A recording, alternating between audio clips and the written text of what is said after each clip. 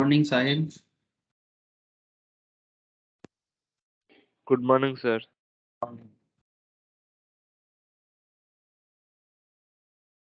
अच्छा देखो सर, मैंने रिकॉर्डिंग स्टार्ट कर दिया। हाँ, आई थिंक सबके पास पहुंच भी गया होगा रिकॉर्डिंग मैसेज।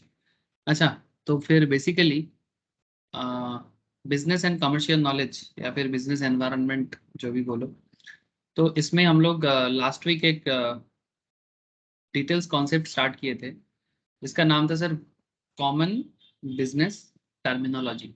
हाँ सर, या फिर आप शॉर्ट में ऐसे बोल सकते हो कि बिजनेस टर्म्स। ठीक है, मतलब बिजनेस करने के लिए आपको कुछ डिफरेंट लैंग्वेज का सामना करना पड़ता है।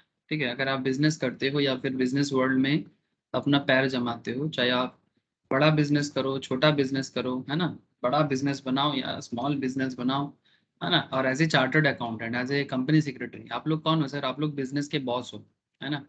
बिकॉज कहा जाता है सर कि behind every successful business there is a CMA, behind behind every successful business there must be CA. ठीक है, so and behind every successful business there have to be CS. ठीक है, तो कहने का मतलब ऐसा है कि अगर आप एक चार्टर्ड अकाउंटेंट हो, अगर आप एक कंपनी सेक्रेटरी हो, अगर आप एक कॉस्ट अकाउंटेंट हो, या फिर आप कोई भी बिजनेस प्रोफेशनल्स हो, आपको बिजनेस रिलेटेड जो टॉपिक्स होते हैं ना, ये टॉपिक के साथ अपने आप को कनेक्ट करना पड़ेगा, मस्ट है। तो देखो सर, ऐसे तो ये एक दिन का मैटर नहीं है, फिर भी इंस्टीट्यूट आपको कुछ टर्म्स बताते हैं, सीए को भी, सीएस को भी, सीएमए को भी, कि भाई एटलीस्ट फाउंडेशन लेवल में आप लोग कान में सुन के तो रखो। Point to be noted sir, at least आपके कान में तो आना चाहिए। फिर धीरे धीरे जैसे जैसे आपका इंटरमीडिएट फाइनल या फिर उसके बाद जैसे जैसे आपका प्रैक्टिस बढ़ेगा, ठीक है, प्रैक्टिस बढ़ेगा इन द सेंस जैसे जैसे आप लोग मार्केट में जॉब करोगे, या फिर आप लोग प्रैक्टिसिंग चार्टर्ड या प्रैक्टिसिंग सीएस, प्रैक्टिसिंग सीए में बन जाओगे, तो ऐसे ही आपको आदत करना पड़ेगा। अब कोई बोलेगा सर मैंने ये टर्म सुना नहीं, तो सर अगर आप नहीं सुनोगे तो आप थोड़ा सा पीछे रह जाओगे। बात ये कि बात ना सिर्फ शब्द का नहीं है, हर शब्द कुछ कहता है। बात समझे sir? Point to be noted sir, मैं जो बोल रहा हूँ लैंग्वेज पे ध्यान देना। ऐसे ऐसे एशियन पेंट्स का एक बहुत अच्छा एडवर्टाइजमेंट आता था। क्या आता था एडवर्टाइजमेंट? टैगलाइन, हर घर कुछ कहता है, एशियन पेंट्स। आप लोगों ने देखा है? मैं बचपन में देखता था, तो ऐसा कहता था कि हर घर कुछ कहता है। तो बात ऐसा है कि हर घर कुछ कहता है, वैसा ही कि हर शब्द कुछ कहता है, हर वर्ड्स कुछ कहता है। तो वर्ड्स मतलब सिर्फ वर्ड्स नहीं है, और वर्ड्स मतलब सिर्फ रटने वाला चीज नहीं है। एक एक वर्ड से ना एक एक चैप्टर बन जाता है, एक एक वर्ड से एक एक सब्जेक्ट बन जाता है। मजाक नहीं कर रहा हूँ सर, एक वर्ड से एक सब्जेक्ट बन जाएगा। आपका करियर बन सकता है एक पर्टिकुलर वर्ड के बेसिस पे। अब ये डिपेंड करता है कि आप उस वर्ड को कितना अच्छे से समझ रहे हो, कितना अच्छे से देख रहे हो। ठीक है, इसके ऊपर ऐसे तो मैं चाहूँ तो हर एक वर्ड्स को मैं 15 मिनट पढ़ाऊंगा, आपको सारा वर्ड्स एक बार गो थ्रू करके चला जाऊंगा। बट ये बस मेरा बताने का मैटर नहीं है सर, ये आपको भी खुद से भी डे बाय डे आप लोग इंग्लिश न्यूज़पेपर में स्पेशली इकोनॉमिक टाइम्स, मतलब एक बिजनेस न्यूज़पेपर पढ़ने का आदत कीजिए। Like Economic Times, Business Standards, Mint, है ना, इस तरह का। ठीक है, जो भी टॉप लेवल बिजनेस चैनल्स है उसको देखिए। ठीक है, बिजनेस मैगजीन पढ़िए, बिजनेस ऐप यूज कीजिए। ठीक है, इससे क्या होगा, आपका बिजनेस रिलेटेड जो टर्म्स हैं इसके साथ आप लोग एड पर हो जाओगे, और जितना एड पर हो जाओगे उतना आपको सुविधा। ठीक है, जैसे हम लोग अकाउंट्स करते हैं, जैसे हम लोग इकोनॉमिक्स पढ़ते हैं, बेसिकली अकाउंट्स हो, इकोनॉमिक्स हो, लॉ हो, उसमें प्रॉब्लम मेनली किस किस चीज पे होता है? स्टूडेंट को मेनली क्या चीजें समझ में नहीं आता? वर्ड्स, शब्द। एक छोटा सा चीज देखो ना, शब्द शब्द बार बार बोल रहा हूं मैं। जैसे मैं आपके साथ अभी हिंदी में बात करूं, ठीक है, अब मानो कि कोई है जो जिसको हिंदी समझ में नहीं आता है। ऐसे भारत में हिंदी सबको समझ में आता है, ठीक है, बट जैसे मानो कि कोई अगर जैसे कभी हम लोग अगर साउथ इंडिया जाते हैं, तो वहां पर वो लोग तमिल बोलते हैं, कन्नड़ बोलते हैं, मलयालम बोलते हैं। तो तमिल मलयालम कन्नड़ के साथ हम लोग इतना हैबिचुएट नहीं है। ठीक है, इवन मराठी, ठीक है, वो भी थोड़ा हिंदी के साथ कनेक्टेड है, बट फिर भी बस एक वर्ड्स ही तो है, शब्द ही तो है। लेकिन अगर आपने समझा नहीं, अगर आपने सुना नहीं, तो आप समझ नहीं पाओगे। ये इंसान का कम्युनिकेटिव वे है सर, इंसान एक दूसरे को भाषा से समझ लेते हैं। ठीक है, सिमिलरली सिमिलरली बिजनेस का भी भाषा होता है। ठीक है, बिजनेस का भी अपना लैंग्वेज होता है, बिजनेस रिलेटेड लैंग्वेज होता है। तो अगर आप लैंग्वेज को समझ जाओगे, वर्ड्स को समझ जाओगे, तो ऑटोमेटिकली आप बिजनेस को भी समझ जाओगे। अगर इस बात पे दम है तो समझने का कोशिश कीजिएगा सर, ठीक है। एक छोटा सा मैटर है सर, कम्युनिकेशन स्किल्स यही है सर। इसलिए कहा जाता है कि आप जितना हो सकता है अपना लैंग्वेज स्किल बढ़ाइए ठीक है, लैंग्वेज स्किल बढ़ाने से आपको ही हेल्प होगा, ठीक है। अगर आप साउथ इंडियन लैंग्वेज में भी अपने आप को बिल्ड करते हो तो आप लोकल के साथ कनेक्ट कर पाओगे, अपना बिजनेस को डेवलप कर पाओगे, सुविधा होता है। सिमिलरली अगर आप बिजनेस लेवल में नॉलेज लैंग्वेज को डेवलप करोगे बिजनेस लेवल, तो आपको बिजनेस में बहुत हेल्प होगा। सर कैसे होगा, ऑलरेडी मैं लास्ट वीक स्टार्ट कर दिया था पॉइंट्स, मतलब ये जो डिफरेंट काइंड ऑफ मतलब वर्डिंग्स के ऊपर बात कर रहे हैं ना हम लोग, ठीक है, जिसमें कॉमन बिजनेस टर्मिनोलॉजीज, ठीक है, कॉमन बिजनेस टर्मिनोलॉजीज, ये बहुत इंपॉर्टेंट है sir. So common business terminology में हम लोग लास्ट दिन finance stock market related terms को पढ़ रहे थे, आज भी पढ़ेंगे। और आज उसके साथ साथ मैं कोशिश करूंगा आपको मार्केट के बारे में बताने का, ठीक है, आपको बैंकिंग के बारे में बताने का, ठीक है। तीन एरिया बहुत इंपॉर्टेंट है, फाइनेंस, मार्केटिंग एंड बैंकिंग, ठीक है, बहुत वाइटल माना जाता है। इसमें फाइनेंस के अंदर स्टॉक मार्केट, कमोडिटी मार्केट, ठीक है, और marketing in the sense business marketing, मैं आपको मार्केटिंग के बारे में भी कुछ इंपॉर्टेंट चीजें बताऊंगा। और बैंकिंग के बारे में तो जानना ही पड़ेगा सर, बैंक एंड फाइनेंस मतलब ये तो बिजनेस का दो पिलर है। और मार्केटिंग के बिना तो छोटा से छोटा बिजनेस हो, बड़ा से बड़ा बिजनेस हो, बिना मार्केटिंग का सब ना डब्बा दिखता है। जिस बिजनेस में प्रॉपर मार्केटिंग नहीं है, जिस प्रोडक्ट का मार्केटिंग नहीं है, चाहे कितना भी अच्छा चीज हो, अगर उसका प्रॉपर मार्केटिंग नहीं होगा ना तो बिकेगा नहीं सर। ऐसे एक आर्टिस्ट अपना आर्ट बनाता है सर, लेकिन आर्टिस्ट का आर्ट जब तक बिकेगा नहीं उसका घर नहीं चलेगा, है ना। तो उसका प्रॉपर मार्केटिंग करना बहुत जरूरी होता है। मानो कि कोई आर्ट, जैसे अभी दुर्गा पूजा गया, काली पूजा गया, कितना आर्टिस्ट का काम मिला सर। हाँ, जो लोग मूर्ति मूर्तकार होते हैं, जो लोग मूर्ति बनाते हैं, है ना, क्योंकि हमारे देश में मूर्ति का पूजा करने का एक आस्था है सर, आस्था का मैटर है, ठीक है। तो एक बार एक्चुअली ये मूर्ति से याद आया, मूर्तकार से, जैसे जो हिंदुइज्म में भी ना दो कॉन्सेप्ट होता है सर। मैं आपको धर्म नहीं पढ़ा रहा हूँ, जैसे जैसे बहुत सारे रिलीजन है, जैसे इस्लाम हो, सिखिज्म हो, ठीक है, यहाँ पर ना मूर्ति को बिलीव नहीं किया जाता। मतलब एक कॉन्सेप्ट है कि मूर्ति नहीं माना जाता, क्योंकि लोगों का एक नॉर्मल सोच होता है कि एक एक पत्थर की प्रतिमा में ऐसा क्या है कि उसके भरोसे हम लोग अपना जिंदगी बिता लें, है ना। तो इट्स लाइक दैट। तो हिंदुइज्म में भी एक कॉन्सेप्ट है सर, जो हिंदुइज्म बहुत सारे कॉन्सेप्ट में बात करता है, मतलब ऐसा कोई चीज नहीं है जिसमें बात वो नहीं करता। तो एक कॉन्सेप्ट है सर अद्वैत वेदांत, ठीक है। अद्वैत वेदांत मतलब दुनिया में एक ही चीज है, एक ही पावर है, ठीक है, अद्वैत मतलब there is no second one, ठीक है। तो जिसके बारे में आचार्य शंकराचार्य ने बात किया था काफी डिटेल्स में, विवेकानंद ने, और पुराने वेदों में भी बात किया गया है, तो मैं आपको उसके बारे में नहीं बोलूंगा अभी। तो उसमें स्वामी विवेकानंद का एक कहानी है, तो बोलता है कि वो राजस्थान में किसी राजा के पास गया है। तो वो राजा जो थे सर वो अपना सन्यासी को पूछते हैं, स्वामी विवेकानंद जी को, कि क्या आप मूर्ति पूजा में बिलीव करते हैं, क्योंकि आम आदमी मूर्ति पूजा में बिलीव करते हैं। जैसे अभी दुर्गा पूजा, काली पूजा में आम आदमी लोग मूर्ति के सामने बैठ के पूजा किया, भगवान को याद किया। तो विवेकानंद बोलते हैं हाँ करते हैं, लेकिन उस उन दिनों 1800 के टाइम पे माना जाता था कि जो मूर्ति में बिलीव करते हैं वो लो क्वालिटी ऑफ इंसान है, और जो बिना मूर्ति का टॉप लेवल अद्वैत वेदांत समझते हैं, मतलब सुपर पावर को समझते हैं, वो हाई क्वालिटी पंडित है, ठीक है। तो विवेकानंद जी बोलते हैं हाँ हम मूर्ति मानते हैं तो फिर वो राजा बहुत एडुकेटेड थे, तो बोलते फिर आप फिर लो क्वालिटी पंडित होंगे फिर। तो फिर विवेकानंद जी ने एक बड़ा भयंकर काम किया। उन्होंने उस राजा को बोला कि एक एक एक एक फोटो फ्रेम था सर उस राजा के सभा में। तो फोटो फ्रेम उस एक्चुअली उसका दादाजी का या उसका पिताजी का था, फादर का। तो उसके मंत्री को बोला कि मंत्री जी आप वो फोटो फ्रेम थोड़ा नीचे लाइए। तो फोटो फ्रेम को नीचे लाया, तो विवेकानंद ने ना उस पर थूक दिया, स्पीट कर दिया सर, ठीक है। तो फिर वो राजा ना अपने सारा उसका प्रजा लोग ना विवेकानंद को तलवार लेके एकदम मारने के लिए रेडी हो गए। तो जैसे ही मारने के लिए रेडी हो गया तो राजा, फिर विवेकानंद बोल रहे हैं क्या हुआ, हमने तो बस थूका, आप मारने पे रेडी हो गए। मैं ओरिजिनल इंसान पे नहीं थूका, एक एक एक फोटो फ्रेम में स्पीड किया। इतना जलन क्यों हो रहा है, इतना अंदर में खून क्यों खोल रहा है।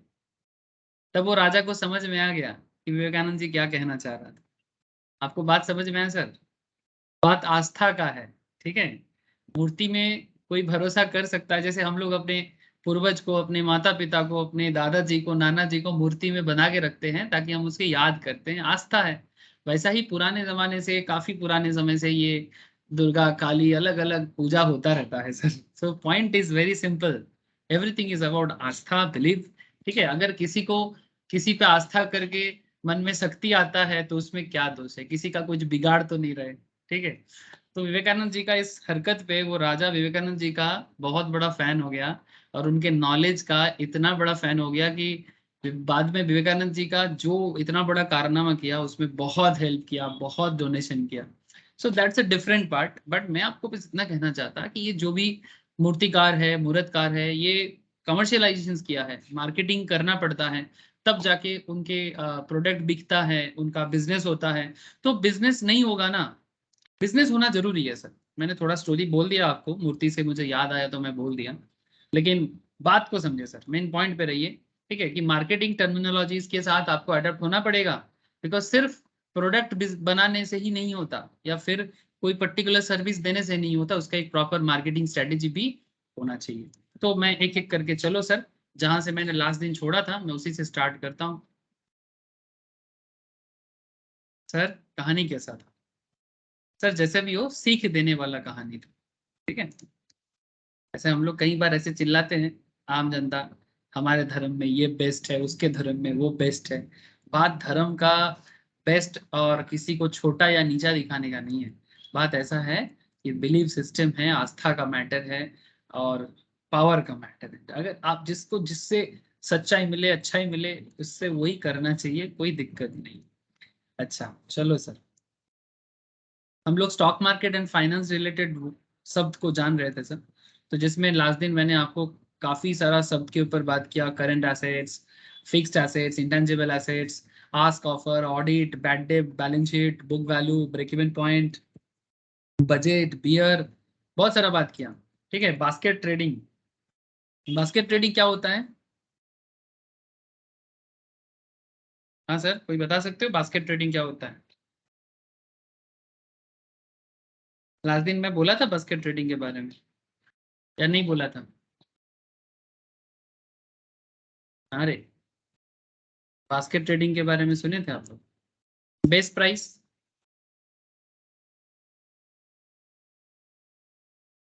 सर बेस प्राइस किसी भी पर्टिकुलर एसेट्स का एक मिनिमम प्राइस होता है। This is the price of a security at the beginning of the trading day, which is used to determine the day minimum और maximum and operational ranges for that day.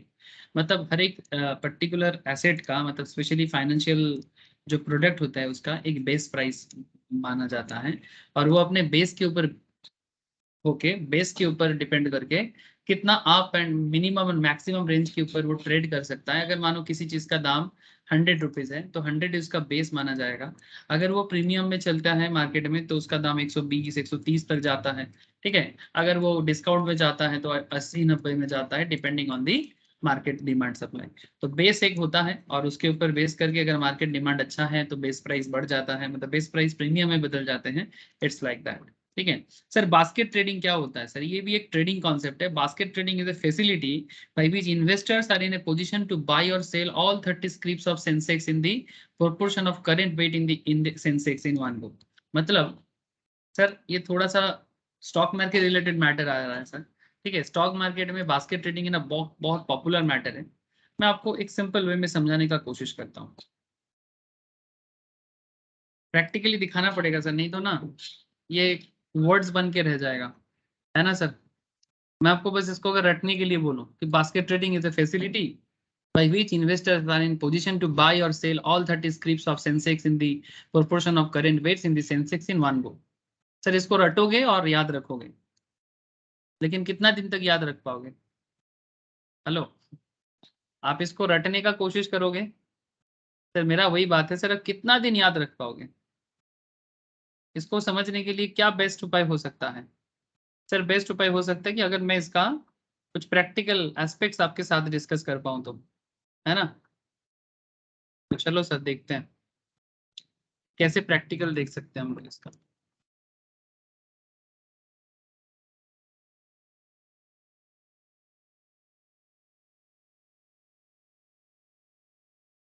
जैसे मानो मैंने एक stock को लिखा यहाँ पर, ये तो निफ्टी है, क्या आपको दिखाई दे रहा है सर? निप्पॉन इंडिया निफ्टी 50 बीस ETF दिखाई दे रहा है sir? Look at sir, Nippon India Nifty 50 बीस ETF।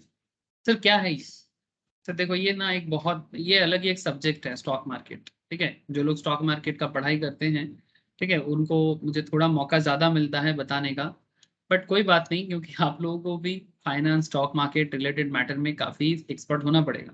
तो ये थोड़ा सा जान लो सर, निप्पॉन इंडिया एक म्यूचुअल फंड कंपनी है। पहला बात तो ये है कि सर ये AMC है, ये भी एक आपका वर्ड्स है। निप्पॉन इंडिया एक AMC है, म्यूचुअल फंड या एसेट मैनेजमेंट कंपनी है। तो सर ये निफ्टी 50 बीस क्या है?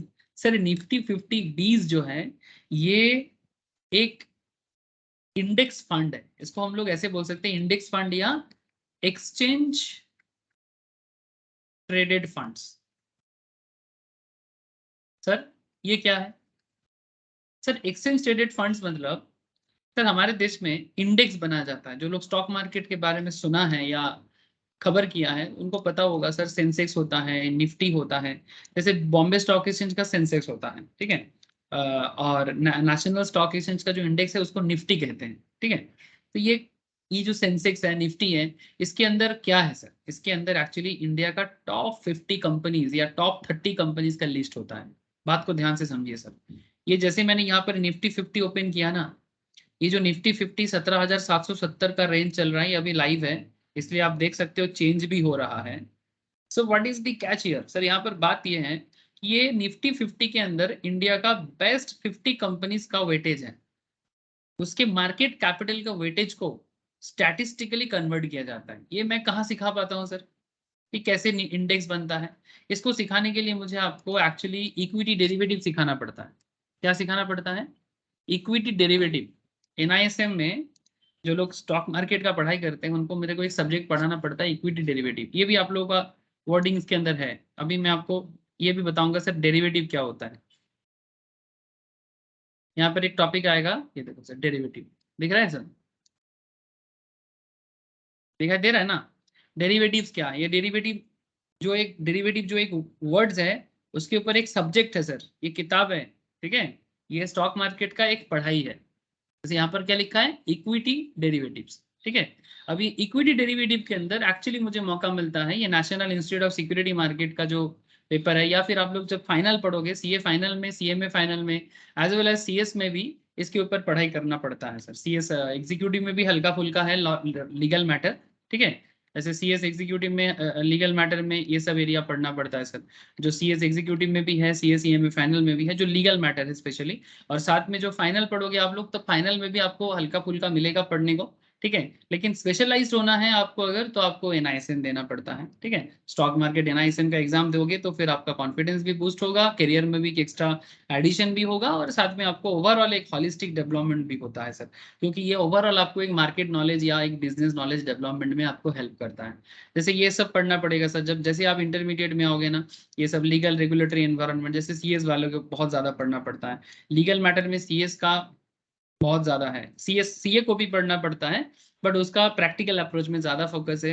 लीगलिटी में क्योंकि CS काम करता है ना, तो इसलिए ज्यादा दिमाग नहीं लगाना पड़ता, बट फिर भी पढ़ना तो पड़ेगा।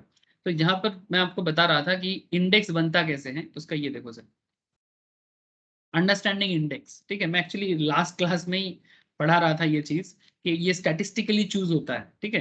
कि निफ्टी वो जो 17,700 निफ्टी दिख रहा है वो कैसे बनता है, वो पूरा स्टैटिस्टिकली बनता है सर। एकदम प्योर इकोनॉमिक्स में आप लोग जैसे पढ़ते हैं ना, माइक्रो इकोनॉमिक्स में, एग्जैक्टली ये सब इकोनॉमिक्स का यूज है। ये सब इकोनॉमिक्स का यूज है, आप देखोगे, ये देखो, मैं थोड़ा सा नीचे जाऊंगा, इंडेक्स बना, ये देखो ग्राफ, ठीक है, जैसे हम लोग इकोनॉमिक्स में पढ़ते हैं ना, माइक्रो इकोनॉमिक्स में। अब बस इतना समझो कि ये इकोनॉमिक्स का एक बड़ा लेवल का एप्लीकेशन है। ये जस्ट इकोनॉमिक्स का एक बिग लेवल एप्लीकेशन। देखो सर एग्जैक्टली उसी टाइप ऑफ है, ठीक है। ये देखो, ये कॉल है, कॉल पुट, ये भी आप लोगों को थोड़ा जानना पड़ेगा, ठीक है।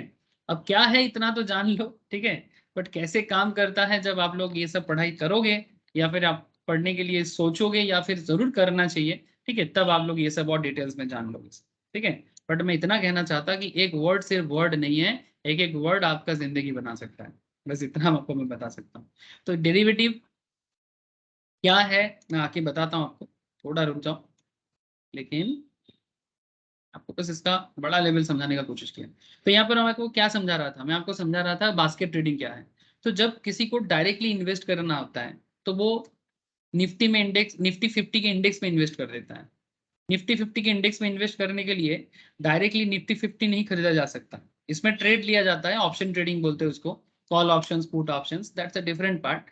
बट अगर किसी को मानो निफ्टी 50 के जितना स्टॉक है, 50 टॉप इंडिया का टॉप 50 कंपनीज का एक बास्केट बोलो आप उसको, ठीक है, एनएससी, एनएससी निफ्टी 50, मैं लिखता हूँ गूगल में। जैसे मैंने एनएससी निफ्टी 50 लिखा तो इसमें जो टॉप 50 कंपनीज है जिसका मार्केट कैपिटलाइजेशन हाई है उसका पूरा डिटेल्स आ जाएगा, ठीक है। ये देखो यहाँ पर क्या लिखा है, Nifty 50 is diversified 50 stock index accounting for 13 sectors of the economy. मतलब हमारे देश में इकोनॉमी का जो 13 अलग अलग सेक्टर्स हैं, हर सेक्टर का बेस्ट बेस्ट कंपनीज को इसके अंदर रखा जाता है। It is used for a variety of purpose such as benchmarking, fund portfolio, index based derivative and index funds, ठीक है। तो जैसे अगर आप देखोगे तो मैं आपको क्या क्या कंपनी इसके अंदर लिस्टेड है इसका भी एक हिसाब आपको मैं देता हूँ। मार्केट वॉच में चला गया मैंने और यहाँ मुझे निफ्टी 50 दिख रहा है। कैटेगरी देखो कितना सारा दिख रहा है, देखो ब्रॉड मार्केट इंडिसेस, ठीक है, इंडिसेस या इंडेक्स दोनों ही कहा जाता है सर, ठीक है। तो ब्रॉड मार्केट इंडेक्स में निफ्टी 50 है, निफ्टी नेक्स्ट 50 है, निफ्टी मिड का 50 है, निफ्टी मिड का 100 है, 100 मिड का 150 है, बहुत सारा होता है। बट सबसे ज्यादा फॉलो जो होता है इकोनॉमी के लिए दैट इज निफ्टी 50 और बीएसई का सेंसेक्स 30, ठीक है। सेंसेक्स के बारे में किताब में लिखा था तो मैं आपको लेकर चलता हूँ बीएसई सेंसेक्स। इसको लिए मैं आपको बीएसई के साइड में लेके जाऊंगा, बीएसई इंडिया। ये रहा बॉम्बे स्टॉक एक्सचेंज और बॉम्बे स्टॉक एक्सचेंज में बीएसई सेंसेक्स का वैल्यू चल रहा है सर 59,866। अब डायरेक्टली आप बीएसई सेंसेक्स में इन्वेस्ट नहीं कर सकते, ट्रेड ले सकते हो, ऑप्शन ट्रेडिंग बोलते हैं उसको, इक्विटी डेरिवेटिव का पार्ट। बट अगर किसी को निफ्टी 50 या बीएसई सेंसेक्स में जो कंपनी लिस्टेड है, अगर उस कंपनी में आपको इन्वेस्ट करना है, अगर आपको उस कंपनी में इन्वेस्ट करना है, जैसे यहाँ पर देखो 1 2 3 4 5 6 कितना कंपनी है सेंसेक्स में, 30 कंपनीज होता है सेंसेक्स का। टॉप सेंसेक्स जो बनता है ना उसको टॉप 30 कंपनीज का लिस्टेड है। देखो कौन कौन है, रिलायंस है, Kotak bank, Nestle India, UltraTech cement, NTPC national thermal power corporation, HDFC housing development finance corporation, bank नहीं फाइनेंस वाला, Hindustan Unilever, Bajaj finance, Bajaj Finserv, LT, HDFC bank भी है, power grid corporation, Titan, Mahindra and Mahindra change हो गया सर थोड़ा सा, अच्छा, Bajaj finance, Kotak bank, Wipro, Asian paints, HDFC bank. जो ग्रीन है इसका मतलब ये सब आज पॉजिटिव रहा है। नेगेटिव में कौन कौन रहा है आज, HCL technology, Bharti Airtel, doctor Reddy, Infosys, Axis Bank, State Bank of India, Sun Pharma, ICICI Bank, Tech Mahindra, Tata Steel, ये आज नेगेटिव है। इसीलिए देखो सर एक एक इंटरेस्टिंग फैक्ट देखो, अगर मैक्सिमम पॉजिटिव रहेगा तो किसी पर्टिकुलर डे में सेंसेक्स हो या निफ्टी वो पॉजिटिव रहता है। जैसे आज मार्केट में निफ्टी 81 पॉइंट पॉजिटिव मूवमेंट किया है और इसका मेन रीजन है क्योंकि रिलायंस मतलब 1 2 3 4 5 6 6 12 18 20 out of 30 companies 20 companies positive है, 20 प्लस में है और 10 कंपनीज नेगेटिव में है, इसीलिए ओवरऑल निफ्टी पॉजिटिव है, मतलब आज के मार्केट ट्रेडिंग के हिसाब से। ओके सर, तो अगर किसी को डायरेक्टली मार्केट में इन्वेस्ट करना है और इस टॉप 30 या टॉप 50 कंपनीज में इन्वेस्ट करना है तो वो डायरेक्टली ऐसे निफ्टी 50 के इन्वेस्ट कर सकता है। उसके लिए कुछ एसेट मैनेजमेंट फंड चलता है, इसको बास्केट ट्रेडिंग कहते हैं, इसको बास्केट ट्रेडिंग कहते हैं।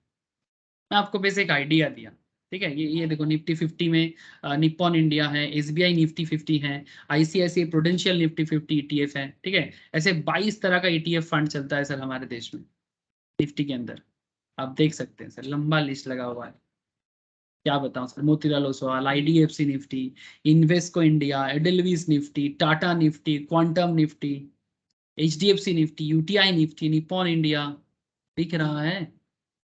आप इसमें डायरेक्टली ट्रेड भी ले सकते हो, इन्वेस्ट भी कर सकते हो, बहुत कुछ कर सकते हो। This is a type of basket trading.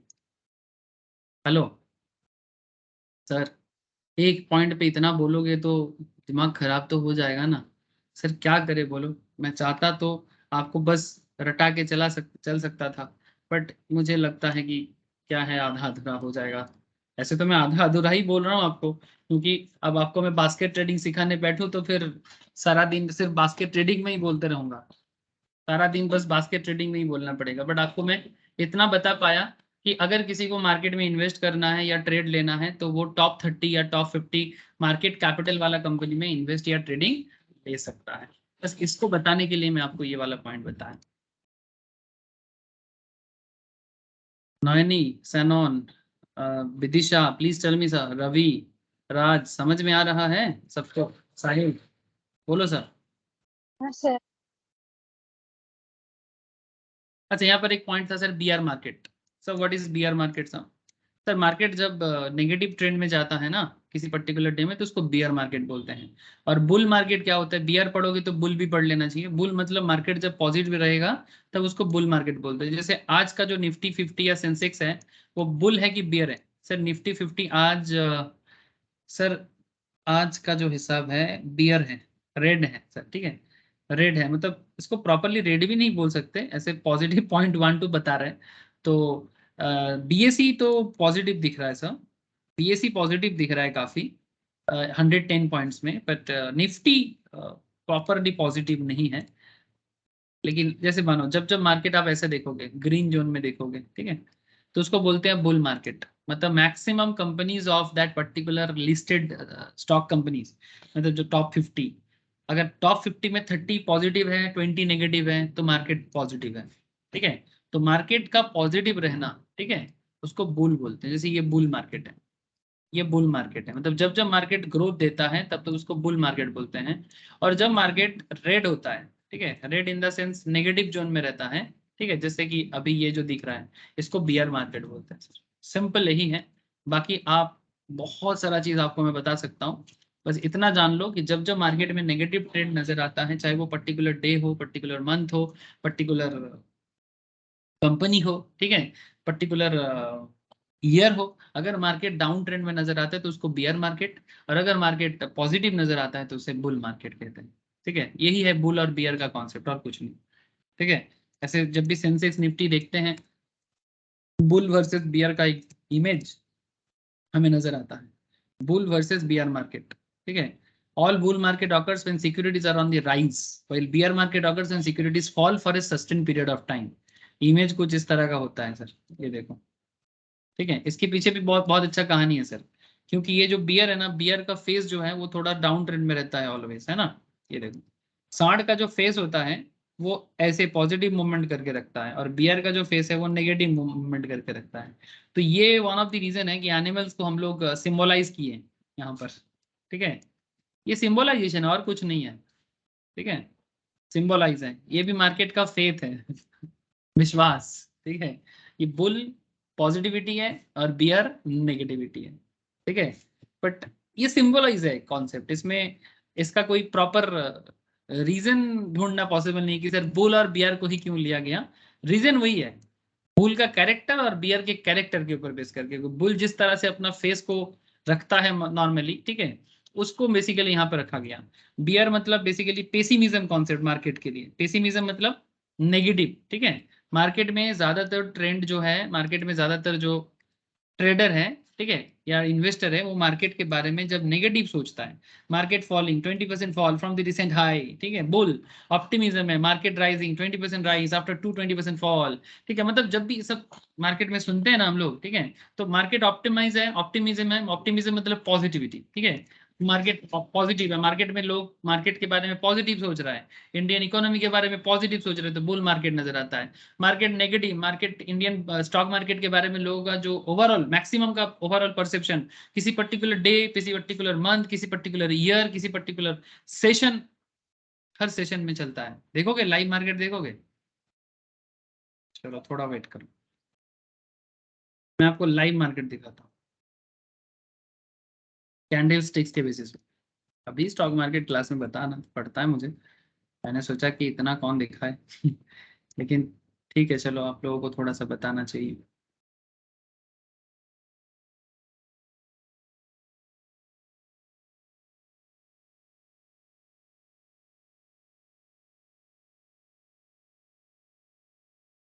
ये देखिए सर, ये लाइव मार्केट है। ये मैं अभी क्लास में समझा रहा था। ये लाइव मार्केट के अंदर अलग अलग कैंडल स्टिक्स बनता है। यही कैंडल स्टिक्स का अलग अलग मतलब होता है। ये देखो क्या लिखा है, आउट 3 आउटसाइड कैंडल, ठीक है। यहाँ पर क्या बना है सर, गैप बना है एक, ठीक है। अलग अलग कैंडल का नाम होता है, इंगल्फिंग है, बहुत सारा कैंडल बनता है। और ये देखो सर, पॉजिटिव नेगेटिव दोनों तरह का मार्केट नजर आएगा आपको, ठीक है। ग्रीन बना बना मतलब पॉजिटिव है, रेड बना मतलब नेगेटिव है। ये पर्टिकुलर डे वाइज होता है, वीकली होता है, मिनट मिनट में होता है। ये देखो ये 4 मिनट का पैटर्न है। 4 मिनट के अंदर भी ऐसा देखो, 4 मिनट के अंदर भी हुआ है। जो लोग मिनट मिनट में ट्रेड लेते हैं उनको स्काल्पर कहा जाता है।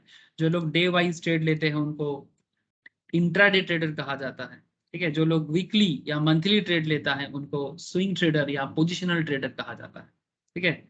सो मार्केट में बहुत कुछ है सर, ठीक है। चलो अब इसमें और नहीं बात करेंगे, क्योंकि इसी पॉइंट में बात करने बोलो मैं सारा दिन बोलता रहूंगा।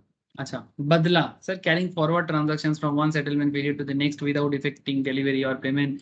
बदला involves carrying forward of transaction from one settlement period to the next. The carry forward is done at the making of price, which is usually the closing price of the last day of the settlement. A Badla transaction attracts the following payment or charges: margin money specified by the stock exchange board, Contago और बदला charges, interest charges determine on the basis of the demand and supply forces. Basically sir ये जो बदला का concept है ना, ये future और ऑप्शन मार्केट में चलता है सर। फ्यूचर मार्केट में बदला कॉन्सेप्ट चलता है, ठीक है।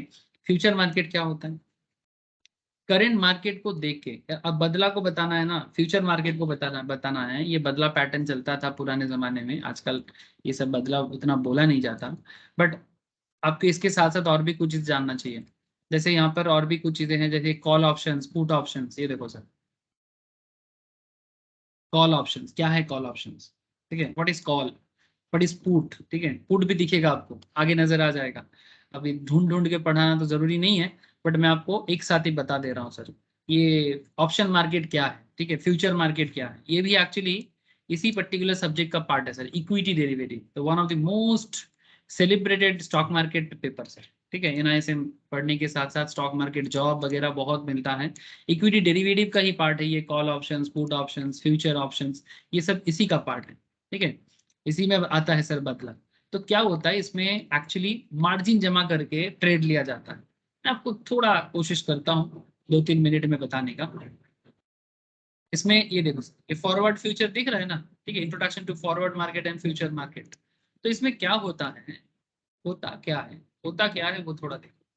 इसमें ये नॉर्मल मार्केट ही है, ये नॉर्मल मार्केट ही है। इसमें इंडिविजुअल स्टॉक पे या इंडेक्स पे आप ट्रेड ले सकते हो। मानो आप निफ्टी 50 में ट्रेड लेना चाहते हो, आप एचडीएफसी बैंक में ट्रेड लेना चाहते हो। बट मजा का बात ऐसा है कि आप इसमें जो ट्रेड लोगे ना, आप पूरा पैसा देके ट्रेड नहीं लोगे, आप मार्जिन में खेलोगे। क्या खेलोगे सर, मार्जिन में खेलोगे।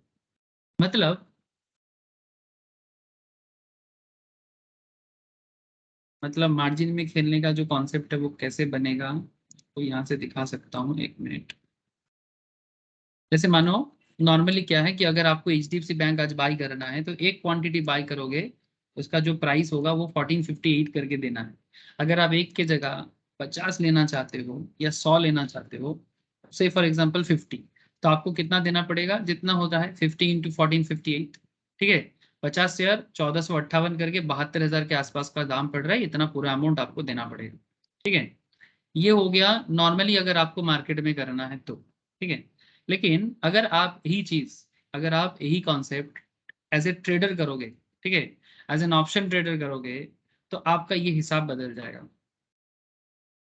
कितना पड़ सकता है मैं आपको दिखाता हूँ।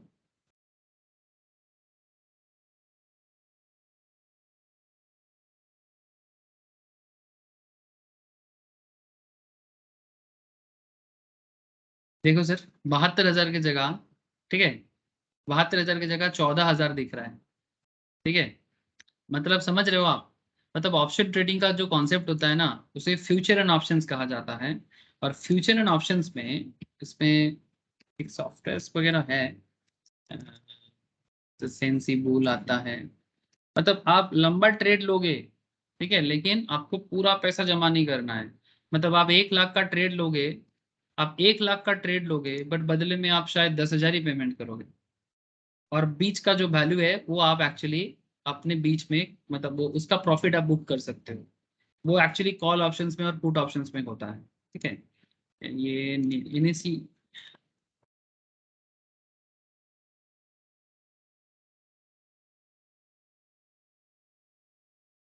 जिस तरह का देखने में होता है सर, कोशिश करता हूँ आपको दिखाने का। ये निफ्टी में हो सकता है, किसी पर्टिकुलर कंपनी के स्टॉक में हो सकता है, ठीक है। इसका एक्सपायरी डेट चलता है, कॉन्ट्रेक्चुअल होता है सर ये ट्रेड, ठीक है। इसमें कॉल क्या होता है, बाई करने को कॉल बोलते हैं और सेल करने को पुट बोलते हैं बेसिकली, ठीक है।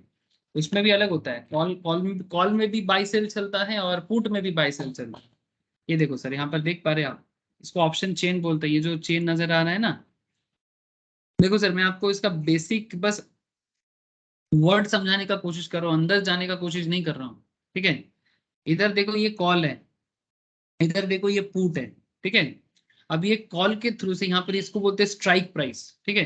अब इतना डिटेल्स में तो मैं बात नहीं कर पाऊंगा, पर इतना कह सकता हूँ कि जैसे मानो कि करेंटली निफ्टी चल रहा है 17,755 में, ध्यान से समझना सर। करंट निफ्टी का कहाँ पता चल रहा है, 17,755 यहाँ पर, ठीक है।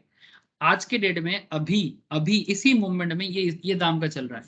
लेकिन अगर आपको लगता है कि ये 17,755 से और आगे जा सकता है या नीचे आ सकता है, अब इसके बेसिस में ट्रेड ले सकते हैं, ठीक है। और इसके लिए आप मार्जिन जमा करके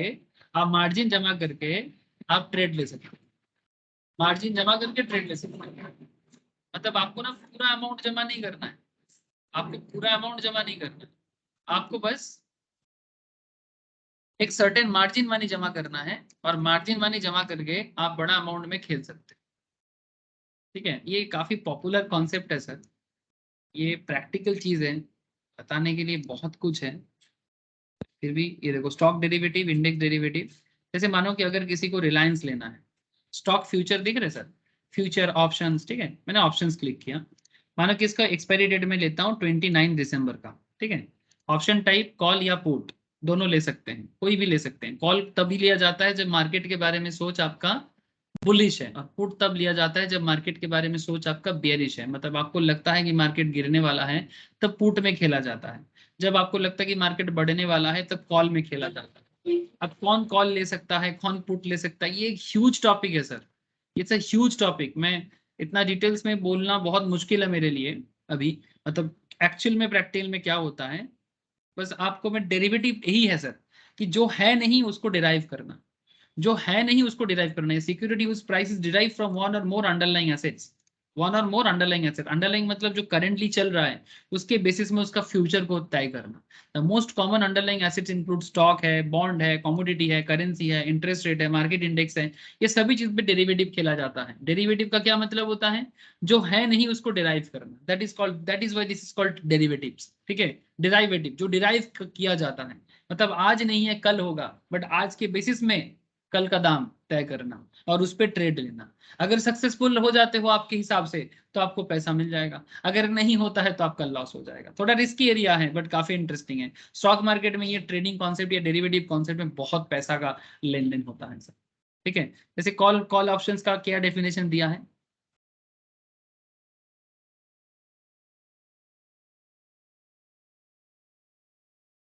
कहाँ चला गया कॉल का डेफिनेशन, यहाँ पर क्या दिखा है,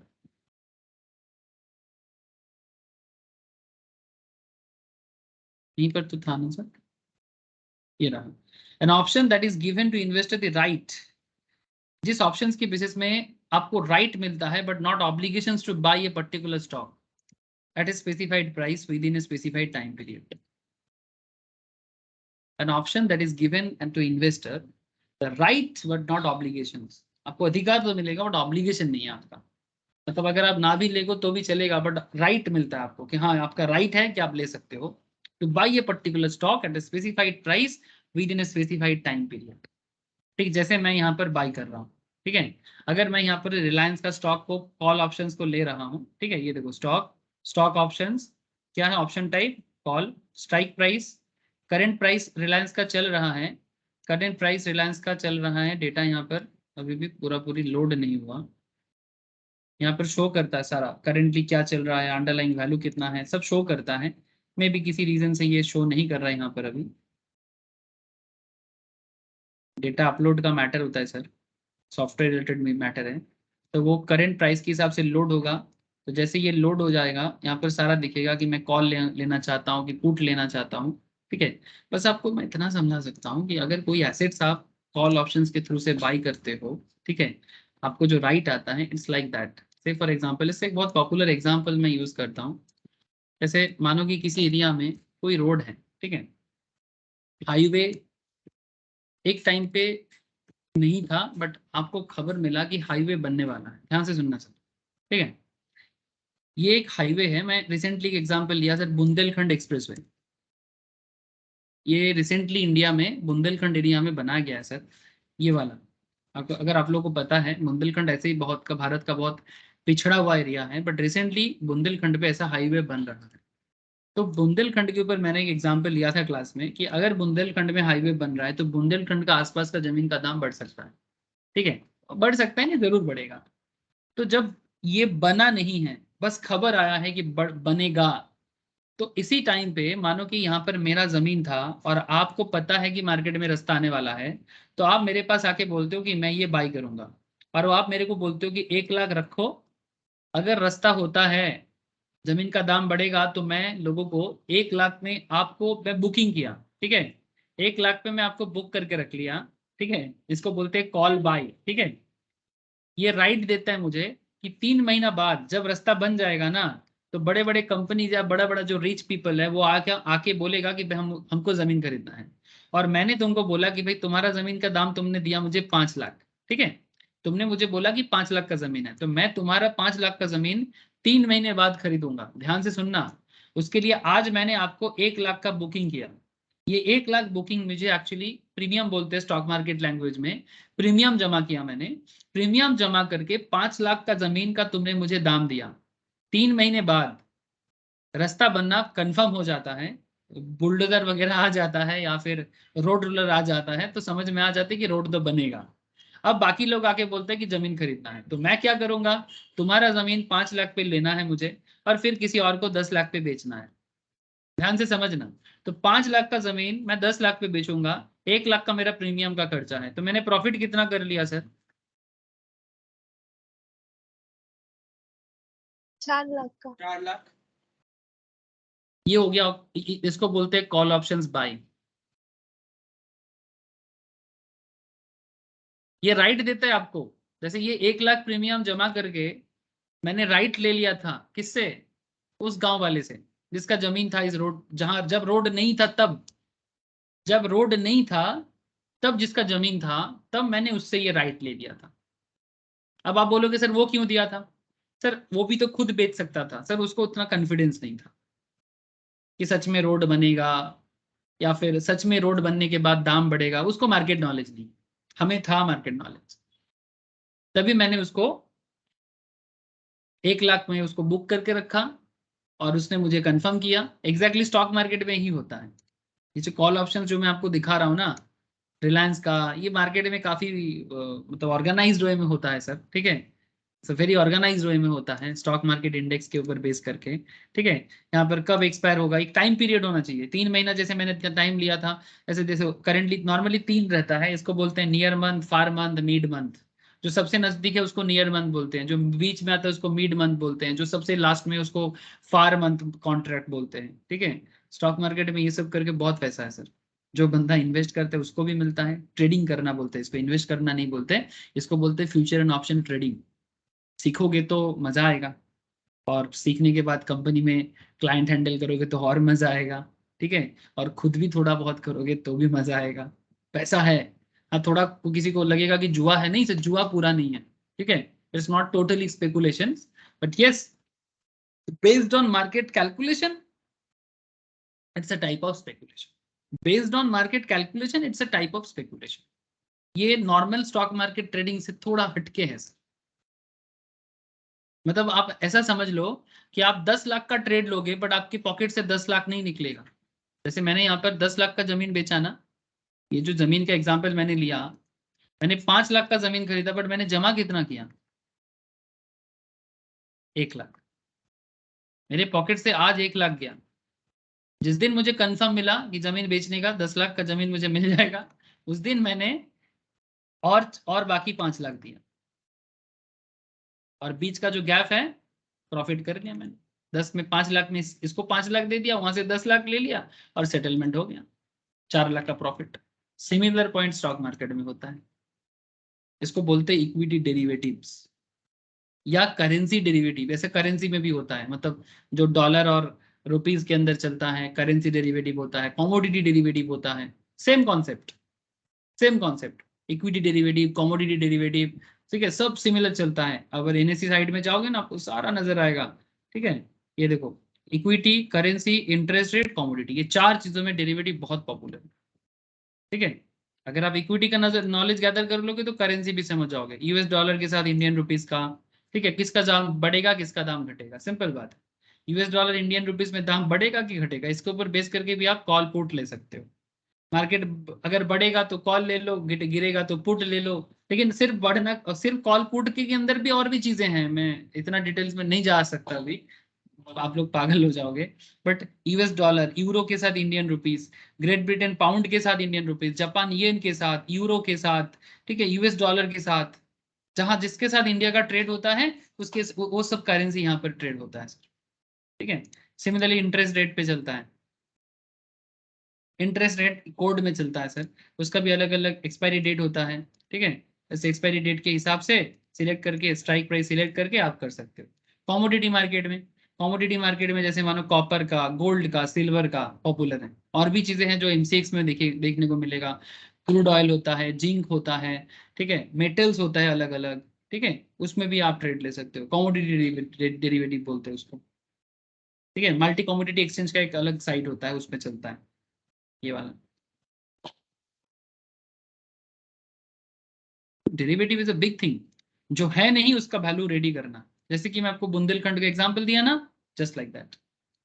अब अलग अलग स्टॉक में, मतलब अलग अलग एसेट क्लास में अलग अलग applications.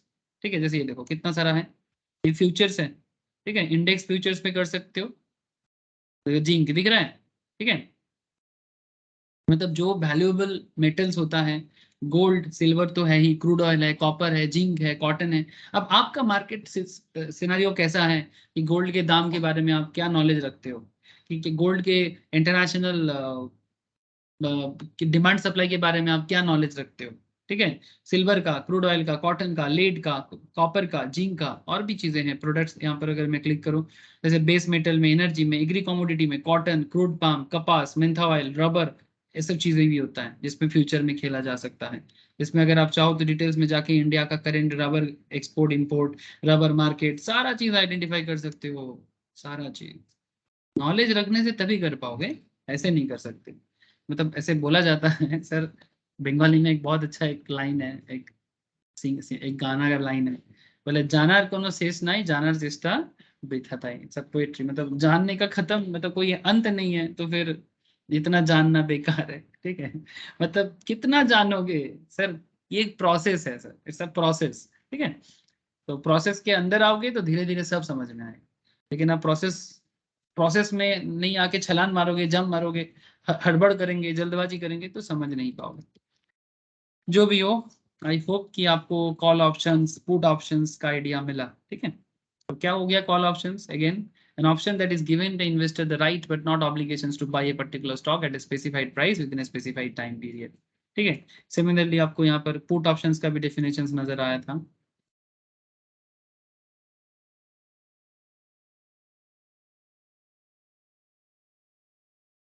an option that gives an investor the right to sell। ठीक है, राइट टू सेल, मतलब जो एक्चुअली, जैसे देखो बुंदेलखंड में जो रोड बन रहा था उसमें एक बंदा सेल बाई कर रहा था, बाई करने का राइट ले रहा था। तो अगर मानो कोई बोलेगा कि नहीं मैं बाई करने का नहीं, मैं सेल करने का राइट लूंगा तुमसे, कि तुमको मुझसे लेना होगा, मतलब मैं तुम्हें सेल करूंगा, तुम मुझे राइट दो, ठीक है, एक पर्टिकुलर टाइम के बाद जब सेल का टाइम आएगा, मुझे जैसे ही मौका मिलेगा मैं तुम्हें सेल करूंगा, और बदले में तुम मुझे प्रीमियम दे देना। मैं बस प्रीमियम में खेलूंगा, मुझे एक्स्ट्रा प्रॉफिट नहीं चाहिए, premium is my profit as stated price within a specified time period. Put option is purchased by those who believe that particular stock price is going to fall. जब दाम गिरने वाला है, उसको लगता है कि दाम गिरेगा, तब वो पुट ऑप्शंस में खेलता है। अब ज्यादा डिटेल्स जानने का इच्छा कर रहा है तो फिर स्टॉक मार्केट का पढ़ाई स्टार्ट करना होगा सर, ठीक है, तभी जाके मैं ये सब चीजों पे आपको मतलब एक्सपर्ट बना सकता हूँ, ठीक है। आप सीरियसली एक्सपर्ट बन सकते हो इस सब चीजों में, बट उसके लिए आपको स्टॉक मार्केट में पढ़ाई डिटेल्स में करना होगा। फिलहाल आई होप कि समझ में आ रहा है, ठीक है। मतलब मानो कि बुंदेलखंड में रास्ता जो बन रहा है, उसके बेसिस में एक बंदा सोच रहा है कि मैं मार्केट में रोड को परचेस करके मतलब अभी किसी को बुक कर लेता हूँ कि भाई जैसे ही रोड बन जाएगा मैं तुमसे अभी 1 लाख दे देता हूँ। बुंदेलखंड का रास्ता का एग्जाम्पल कहाँ चला गया? एक सेकंड, ये वाला। अब अगर जो पुट ऑप्शन वाले क्या सोचते हैं, उसको लगता है कि रोड बनेगा नहीं, एक को लगता है रोड बनेगा, एक को लगता है रोड बनेगा नहीं। तो जिसको लगता है रोड बनेगा वो 1 लाख दे देगा, लेकिन जिसको लगता है कि रोड नहीं बनेगा, ठीक है, और जमीन का दाम नहीं बढ़ेगा, 3 महीने का कॉन्ट्रैक्ट कर लिया, 3 महीने बाद रोड नहीं हुआ, ये 1 लाख किसका? ये 1 लाख फूड वाले का। तो रोड नहीं बनेगा तो जगह का दाम भी नहीं होगा, और जगह का दाम नहीं होगा तो फिर जो बाई करेगा तो उसका तो कुछ होगा नहीं, तो ये 1 लाख उसका मिल जाएगा। ये बस प्रीमियम में खेलता है पुट ऑप्शन का। वो नेगेटिव सोचता है, मतलब उसका नेगेटिव सोच भी मार्केट में अर्न करने का तरीका है। जरूरी नहीं कि मार्केट हमेशा बढ़े, ऐसा भी तो होता है ना, मार्केट गिरता भी है। तो मार्केट का गिरने में जो अपना एनालिसिस को सही रखता है, वो पुट पे खेलता है। इसको बोलते हैं इकोनॉमिक एनालिसिस,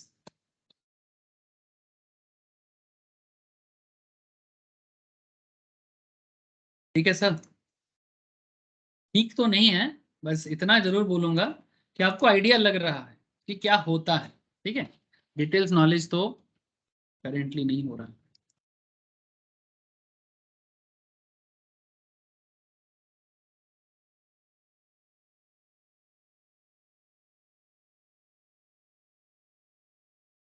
इक्विटी क्या है आपको पता है, डिविडेंड बेसिकली प्रॉफिट का पार्ट है ना।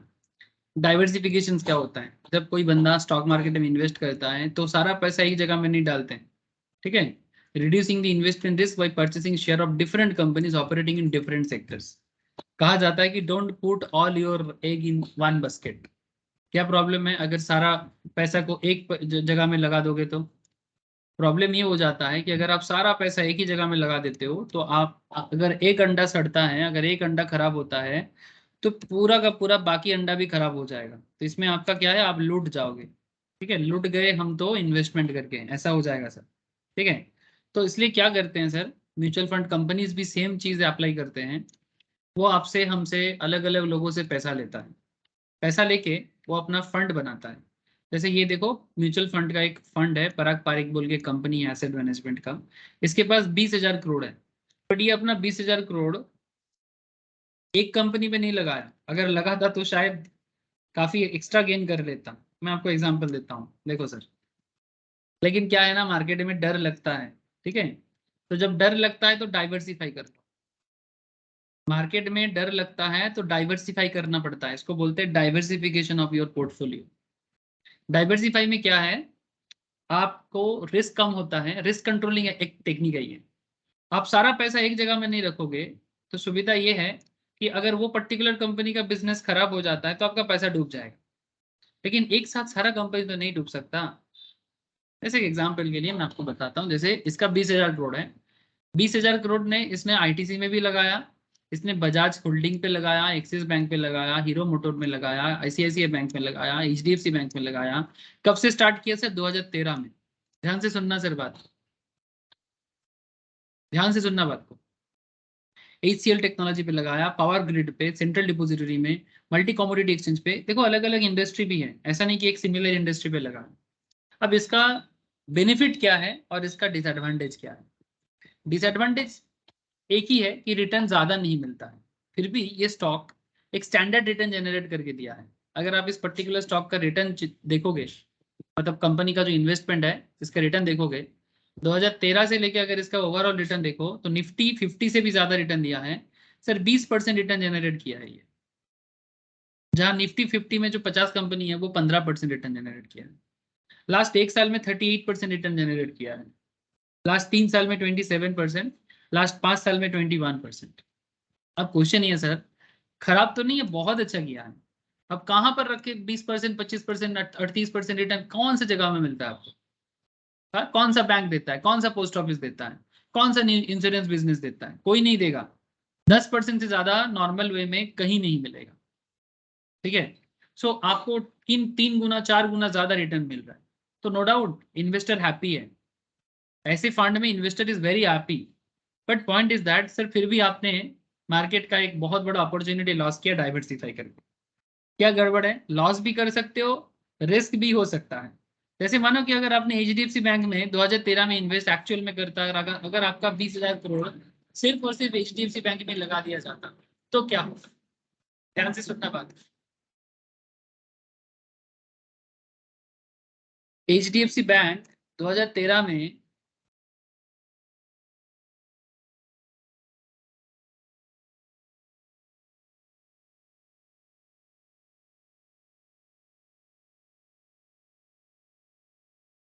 2013 में एचडीएफसी बैंक का क्या दाम चल रहा था देखो तो। दिखाई दे रहा है क्या आप लोगों को? देखो साइड में, देखो चेक करो, ये देखो, ये जो ये लाइन में चेक करो, दिखेगा। मैं 2013 में हूँ। 2013 में एचडीएफसी बैंक का शेयर का दाम कितना चल रहा था? 300। हेलो सर, आप लोग समझ पा रहे हैं ना? ये साइड में देखो ना, चेक करो ना, दिखेगा तो। ये रेंज में पुट करो, ये देखो 300 के रेंज में था 2013 में। इस रेंज में आंख रखने से ही दिखेगा आपको। और आज एचडीएफसी बैंक का शेयर का क्या दाम है सर? आज के रेट में एचडीएफसी बैंक का एक शेयर का दाम है सर 1455। अब मुझे एक चीज बताओ कि लास्ट 7-8 साल में 300 का शेयर 1455 हुआ है, कितना परसेंटेज रिटर्न मिला? हिसाब लगाओ सर। 400% ग्रेटर। ठीक है, अब बोलो, डाइवर्सिफाई करना चाहिए था कि सिर्फ एचडीएफसी बैंक में ही पैसा डाल देना चाहिए था?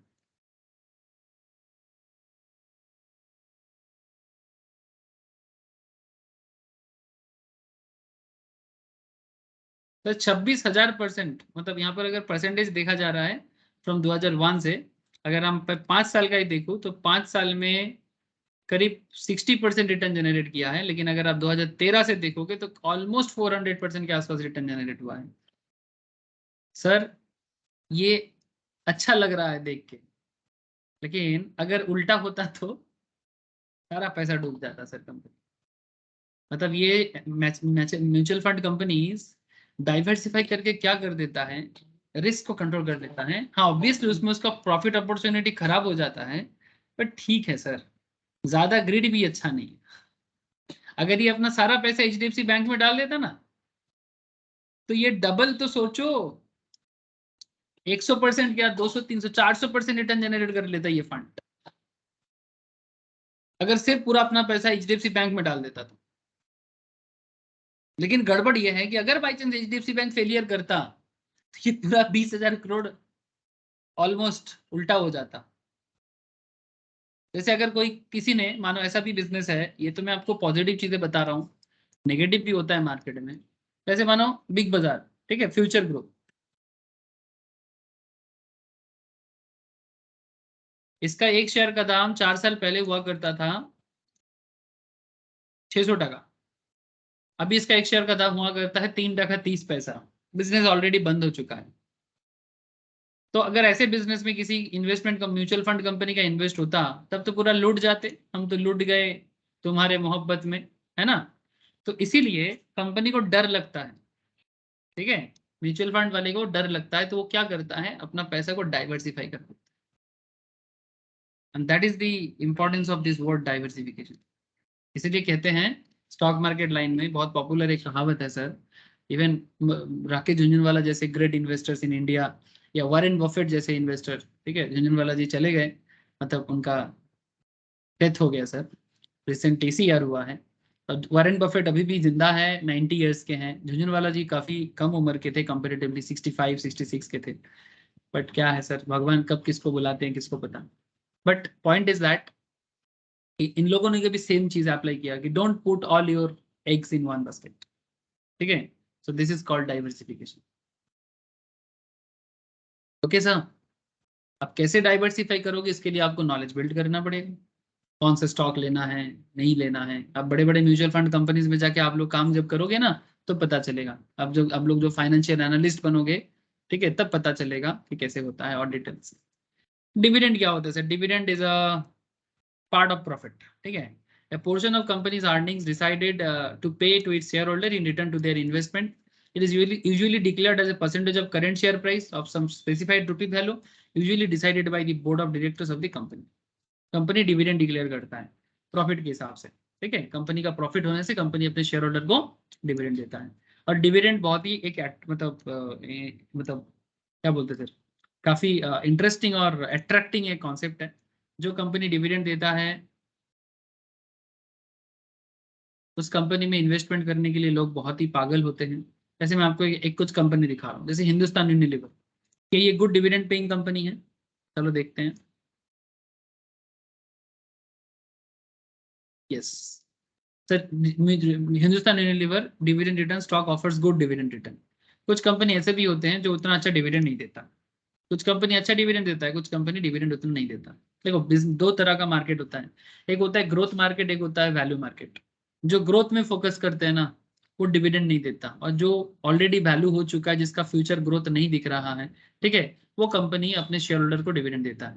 जैसे मैं आपको अगर दिखाऊं ग्रोथ बिजनेस, जैसे हिंदुस्तान यूनिलीवर का ग्रोथ उतना नहीं है बट ऑलरेडी काफी वैल्यू बना चुका है। बट अगर मैं आपको रिलायंस दिखाऊं, क्या रिलायंस एक गुड डिविडेंड गिवन कंपनी है? क्या बताते हैं sir? Stock does not offer attractive dividend return. क्यों नहीं देता? क्योंकि रिलायंस एक ग्रोथ कंपनी है, रिलायंस में ग्रोथ बहुत है, अभी बहुत दूर जाना है इसको।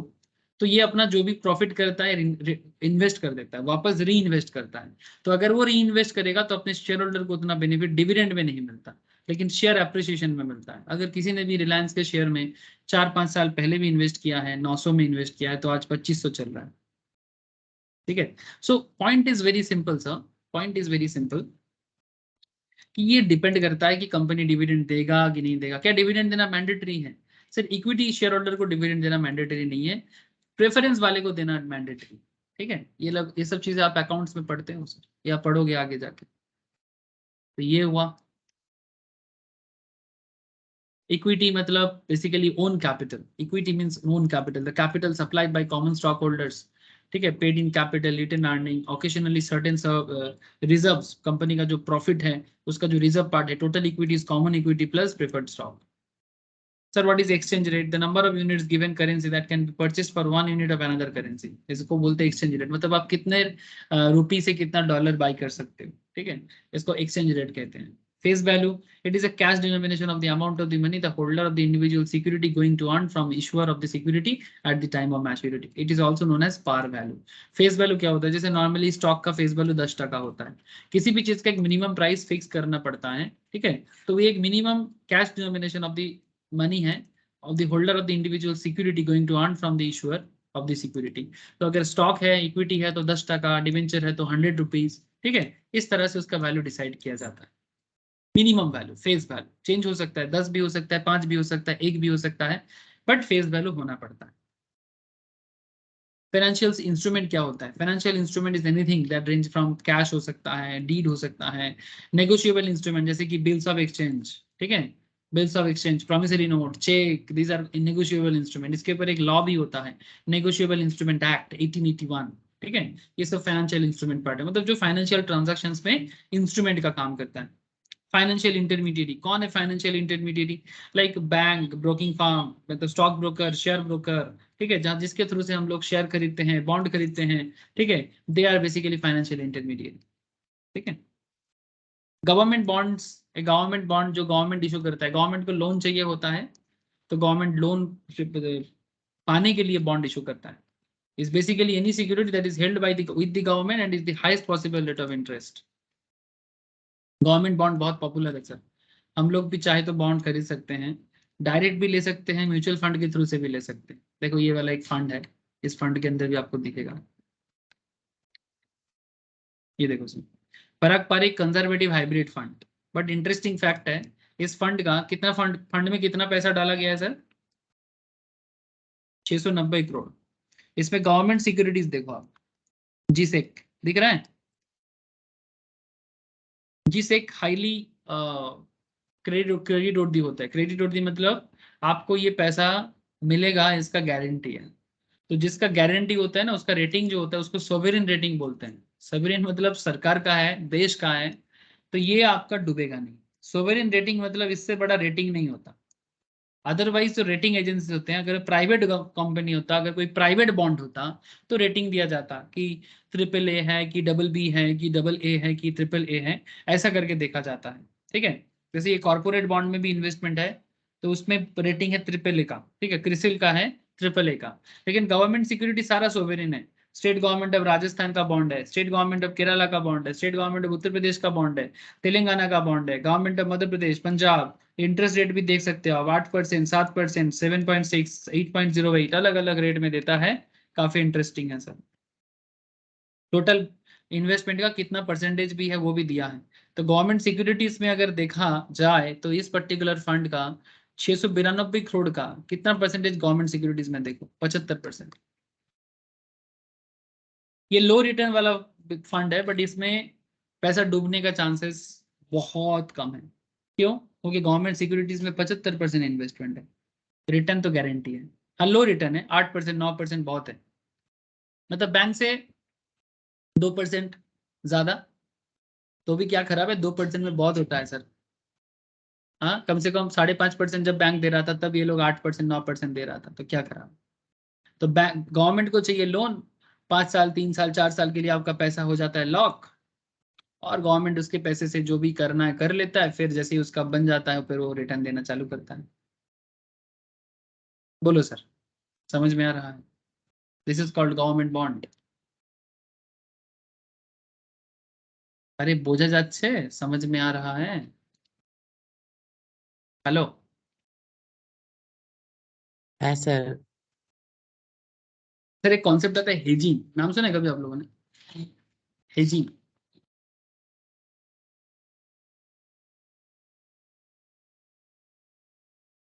हेज क्या होता है बोला तो sir? Hedging is a risk controlling एक कॉन्सेप्ट है, it's a very interesting word, hedge, HEDGE, hedge. Hedge is a strategy that is used to minimize the risk of a particular investment and maximize the return of an investment. Hedge strategy is most of the times implemented with the help of a hedge fund. This term has been written from the banker's point of view and may be interpreted differently in the field of financial and commodity market. ठीक है, but hedge word जो है ये risk control करता है, minimise the risk. अब आपको कैसे समझाऊं मैं मिनिमाइज द रिस्क कैसे है? चलो इसको समझने के लिए एक तरीका अपनाते हैं। से फॉर एग्जाम्पल,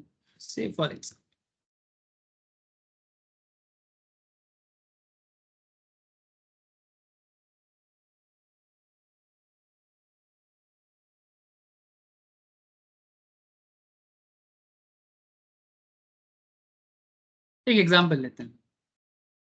सर मानो कि आपने स्टॉक मार्केट में इन्वेस्टमेंट करके रख लिया, ठीक है, काफी पैसा इन्वेस्ट किया। कौन सा स्टॉक में इन्वेस्ट करना चाहिए? कोई भी एक स्टॉक उठाते हैं, से फॉर आपने आपने मानो अदानी ग्रीन में इन्वेस्ट किया, ठीक है। अब अदानी ग्रीन का शेयर प्राइस कितना जा रहा था? करेंट प्राइस में इन्वेस्ट करेंगे, ऐसे नहीं, थोड़ा पुराना रेट में देखते हैं। मानो आपने 1200-1300 में इन्वेस्ट किया, ठीक है। अब 1300 करके आप इन्वेस्ट करते हो, मानो आपने ऐसा कितना शेयर लेना है, 1000 शेयर ले लेते हैं, 1300 करके 1000 शेयर, ठीक है, थोड़ा हाई रेट में ले लिया आपने। अब 1300 करके 1000 शेयर में आपने इन्वेस्ट कर लिया, तो कितना कितना इन्वेस्टमेंट हो गया सर आपका? 3 2 5, 13 लाख। हेलो सर, जब आपने इन्वेस्ट किया तो आपको लगा कि मार्केट में ग्रोथ है, तभी आपने इन्वेस्ट किया। लेकिन किंतु परंतु जब इन्वेस्टमेंट हो गया ना, उसके बाद ऐसा सिचुएशंस आया कि मार्केट में ग्रोथ तो छोड़ो, मार्केट धड़ाधड़ नीचे गिर रहा है। सर 13 लाख ऑलरेडी इन्वेस्टमेंट है। अगर ऐसे सिचुएशंस में 13 लाख इन्वेस्टमेंट करने के बाद जब आप देखते हो कि मार्केट धड़ाधड़ नीचे आ रहा है, तो क्या करोगे? अगर मानो 1300 से शेयर का दाम 1000 तक आ जाता है, तो आप 300 टका करके 1000 शेयर में कितना लॉस खा जाओगे? 3 लाख का।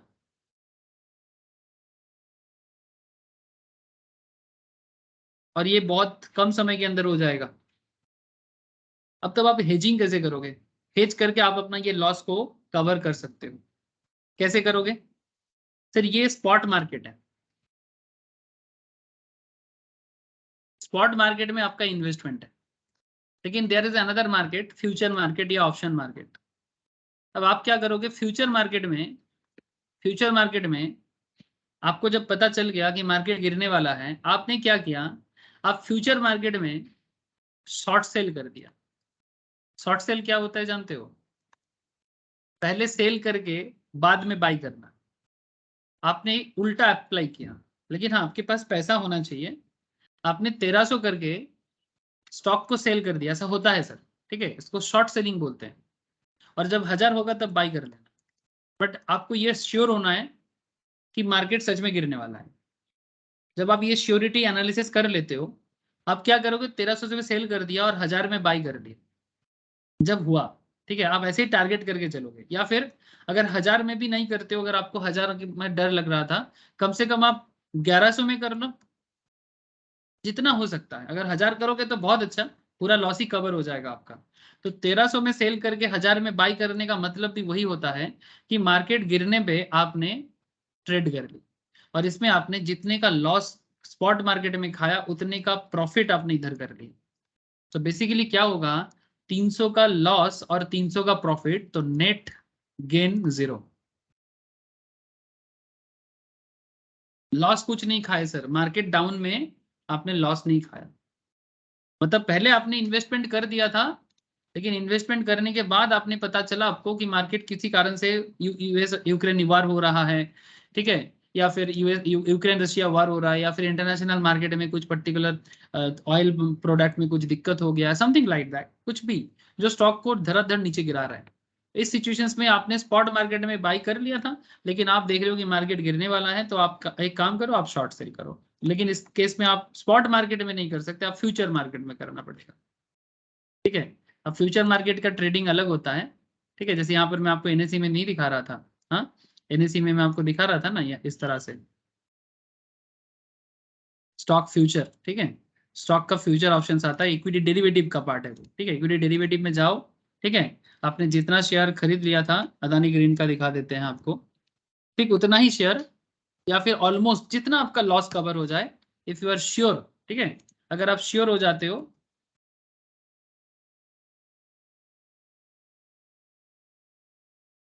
कि मार्केट गिरेगा, तो आप बस वही करोगे। तो कोई भी एक मैं उठाता हूँ यहाँ से, तो जैसे मैं आप यहाँ पर उठाया, और फिर यहाँ पर आप डेरिवेटिव में, वही मैं आपको दिखाया था, एक बार पहले भी दिखाया था, ये इस तरह का। ठीक है, ये देख रहे हैं सर, यहाँ पर इंस्ट्रूमेंट टाइप क्या है? स्टॉक फ्यूचर्स या स्टॉक ऑप्शंस। फ्यूचर में कर लो, फ्यूचर में जो भी स्टॉक लेना है उसको कितना दाम में लेना है डिसाइड करो, एक्सपायरी डिसाइड कर लो कि भाई 2 महीना 3 महीना में मेरा टारगेट फुलफिल हो जाएगा, और जितना लॉस आपका बुक हो रहा था, उतनी का लॉस आप वहां पर प्रॉफिट करो। ठीक है, जस्ट ऑपोजिट व्यू सोचना है। लेकिन हाँ, you need a capital to recover your loss, but that is also possible. This is called hedging.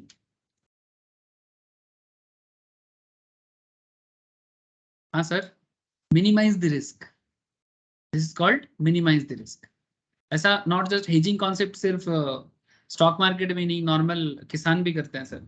किसान कैसे हेज करते हैं जानते हो? किसान का हेजिंग कॉन्सेप्ट कुछ ऐसा होता है। फार्मर्स का हेजिंग कैसे होता है जानते हो? फार्मर्स ऐसे हेज कर लेता है,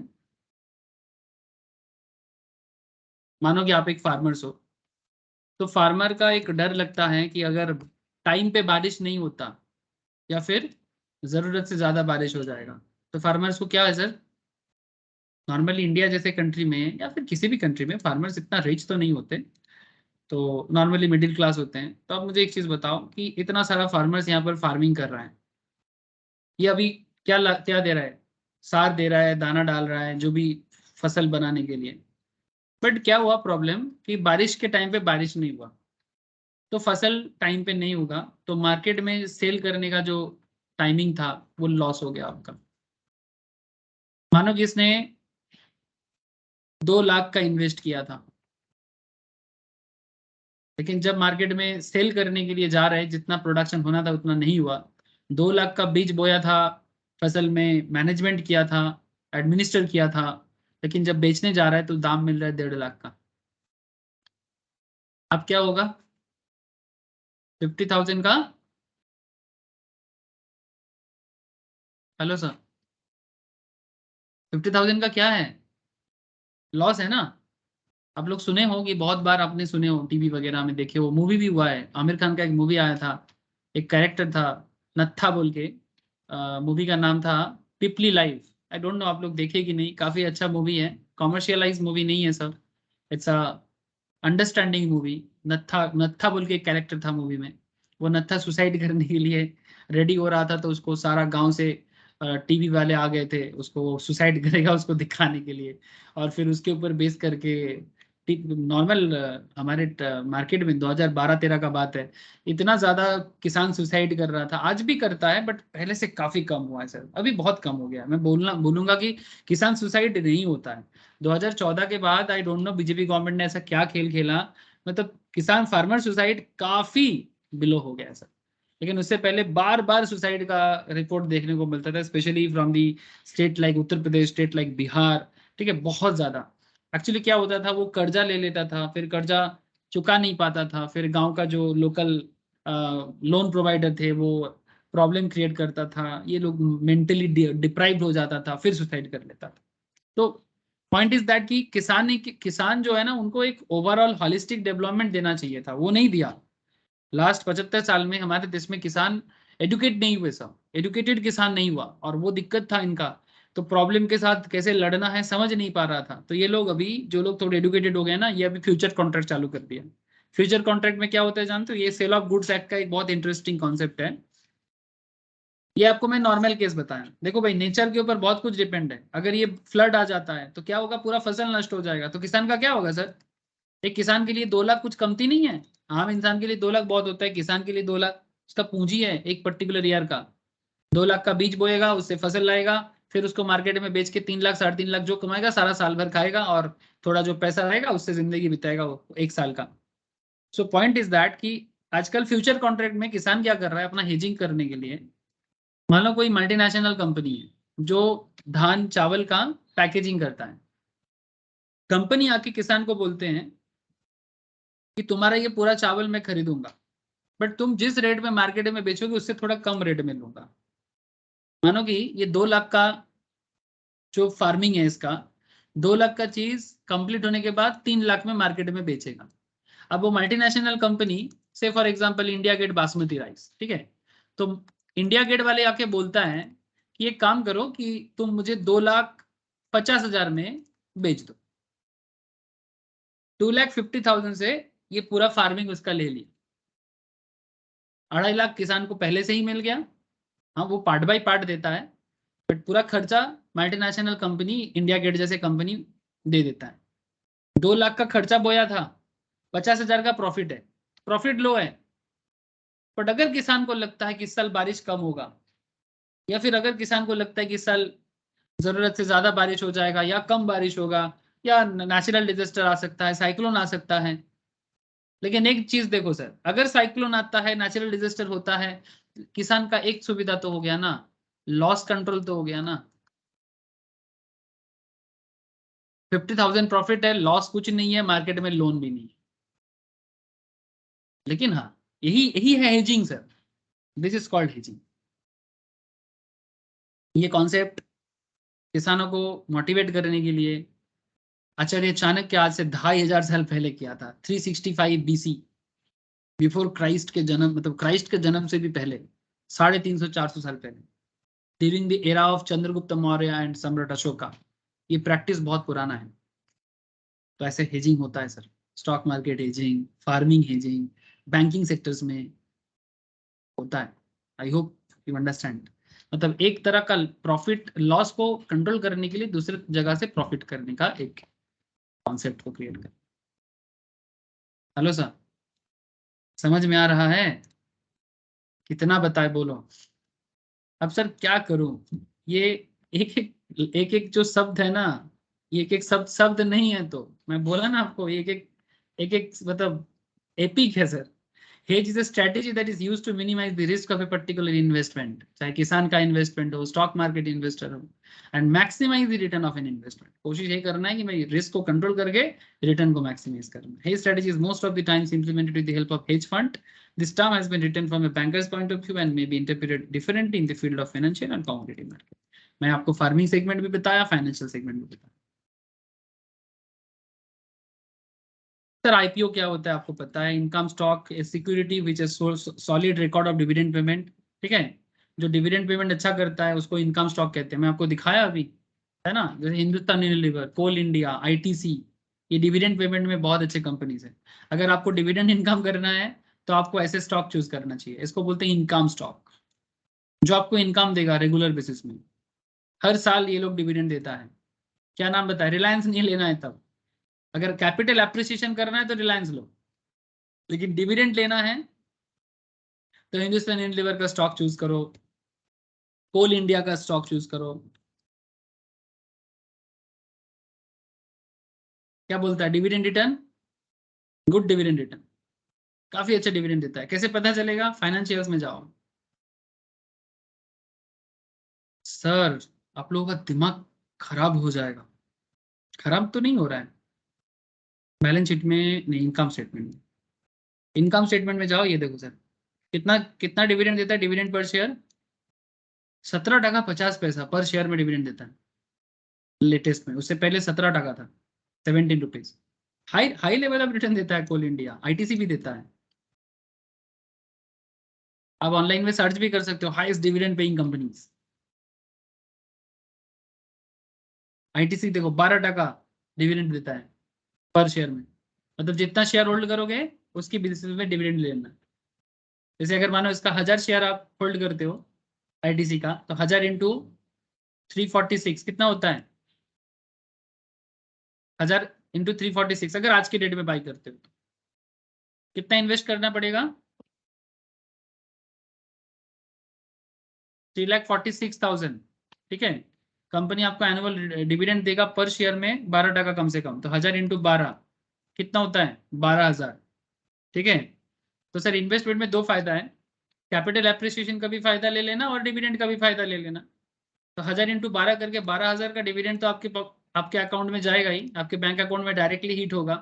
इसके साथ साथ आपका जो होल्डिंग का है एप्रिसिएशन, एप्रिसिएशन मतलब अगर मानो आप 346 में आज लेते हो और स्टॉक का प्राइस 1 साल में 2 साल में 450 के आसपास पहुंचते हैं, तो पर शेयर में कितना अर्न किया आपने?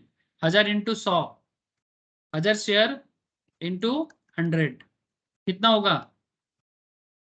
1 लाख। तो 3,46,000 इन्वेस्ट करके कैपिटल एप्रिसिएशन है 1 लाख, जो कैपिटल गेन कहलाएगा। और अगर जितना दिन होल्ड करोगे पर ईयर के हिसाब से डिविडेंड भी लेता रहना। कितना मजा आ रहा है सर? हेलो, अरे आप लोग कनेक्टेड हो, समझ में आ रहा है? Yes sir. ऐसे होता है sir financial world.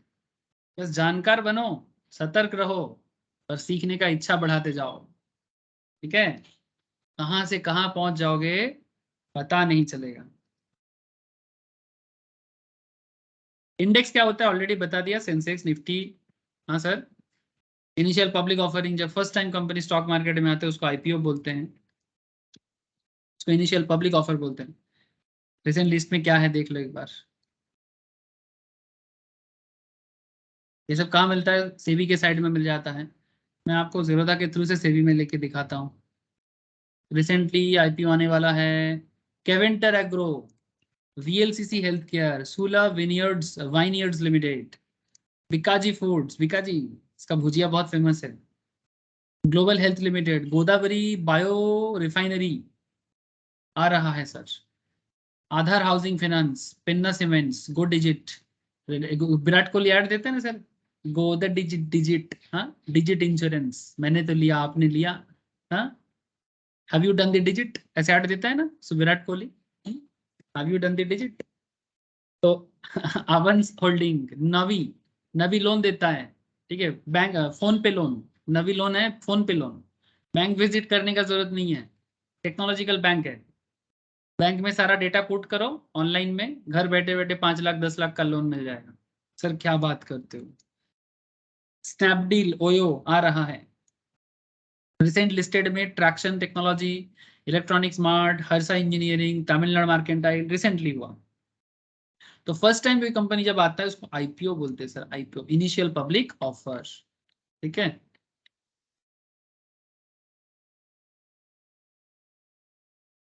Sir stock market finance related मैंने बहुत बात कर लिया, और क्या बताऊं सर आपको। सर पढ़ते रहिएगा, कुछ पॉइंट अगर प्रॉब्लम रहेगा तो पूछ लीजिएगा, ठीक है सर, बता दूंगा। जैसे यहाँ पर एक पॉइंट है, आपको थोड़ा दिक्कत हो सकता है, OTM, out of the money, sir ये सुन के आपको थोड़ा ताजुब लगेगा, आउट ऑफ द मनी क्या है, मतलब पैसे के बाहर, हाँ इट्स लाइक दैट, पैसे के बाहर, बट ये एक्चुअली डेरिवेटिव मार्केट में होता है। मैं आपको बस समझा रहा था ना, call options put options, the stock price is below the strike price, जब मार्केट में प्राइस स्ट्राइक से कम में है तो उसमें आउट ऑफ द मनी होते हैं। For put options this mean stock price is above the strike price.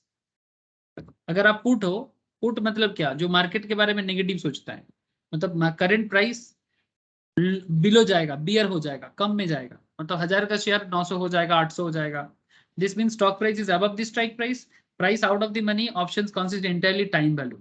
ये सब जब आप लोग इक्विटी डेरिवेटिव पढ़ोगे ना, मैं रिसेंटली ये सब पढ़ाया सर, एकदम रिसेंट क्लासेस में हुआ, इक्विटी डेरिवेटिव क्लास में। मैं आपको एक बार चेन दिखाऊं, option chain,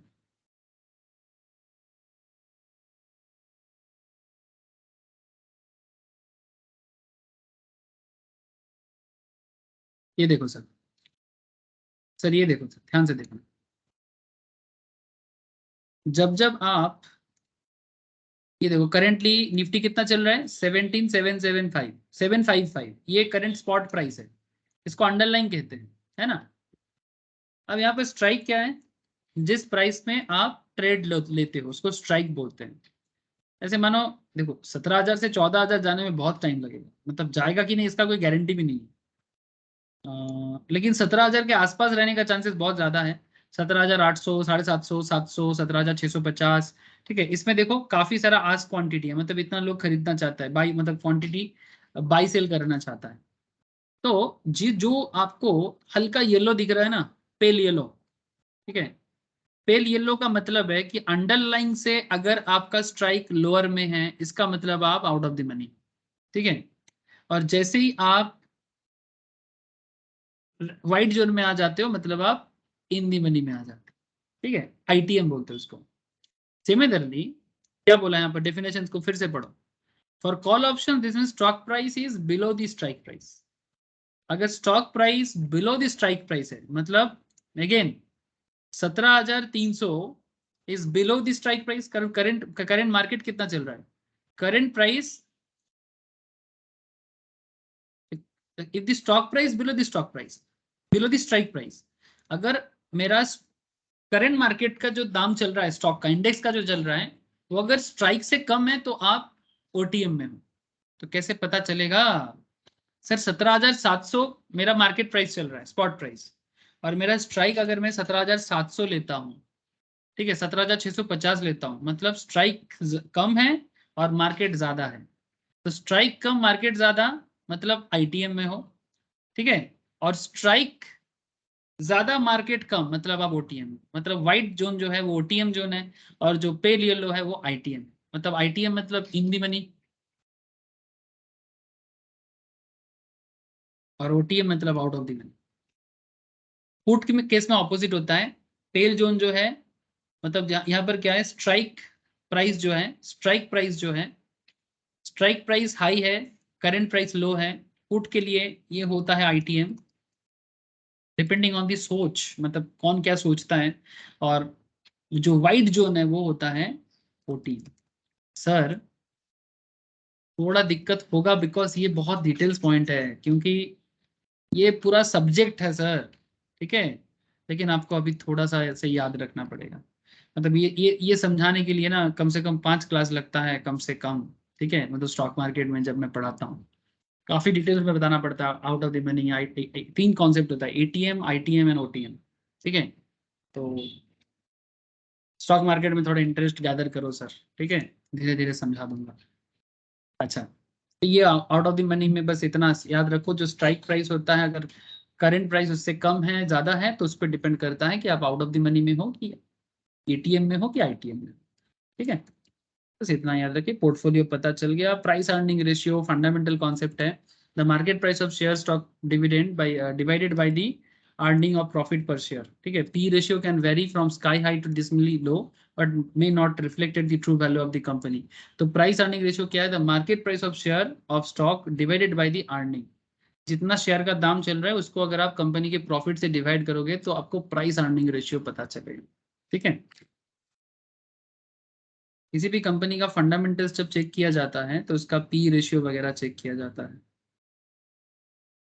earning per share, ठीक है, शेयर प्राइस जो चलता है उसको प्रॉफिट से डिवाइड करने से, आपको कंपनी का P रेशियो वगैरह का अता पता चलता है। ये देखो 28.13, ठीक है, ये है P ratio. PB ratio is a profit to book ratio, ठीक है, बुक वैल्यू पर शेयर, ठीक है। Dividend yield, sector PE, sector PV, sector dividend yield, मतलब सिमिलर काइंड ऑफ बिजनेस क्या करता है। तो बेसिकली यहाँ पर P रेशियो चेक करके स्टॉक का एनालिसिस किया जाता है कि क्या स्टॉक में इन्वेस्ट करना चाहिए, समथिंग लाइक दैट, ठीक है।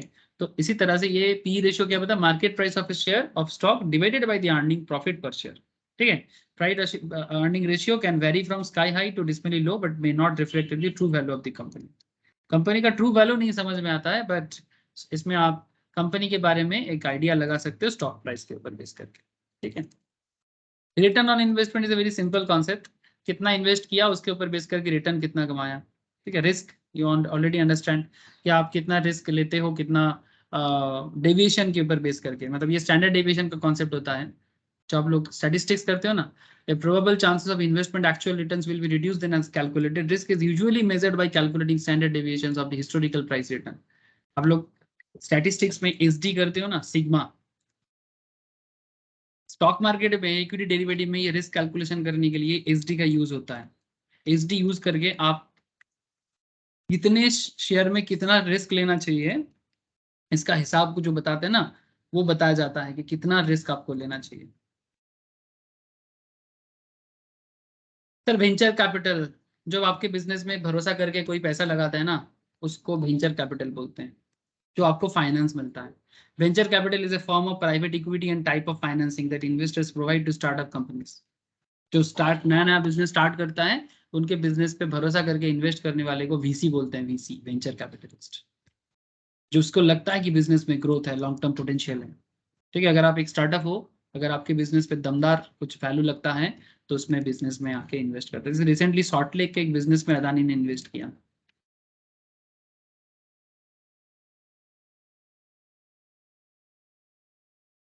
जैसे रिसेंटली सॉल्ट लेक का एक स्टार्टअप है,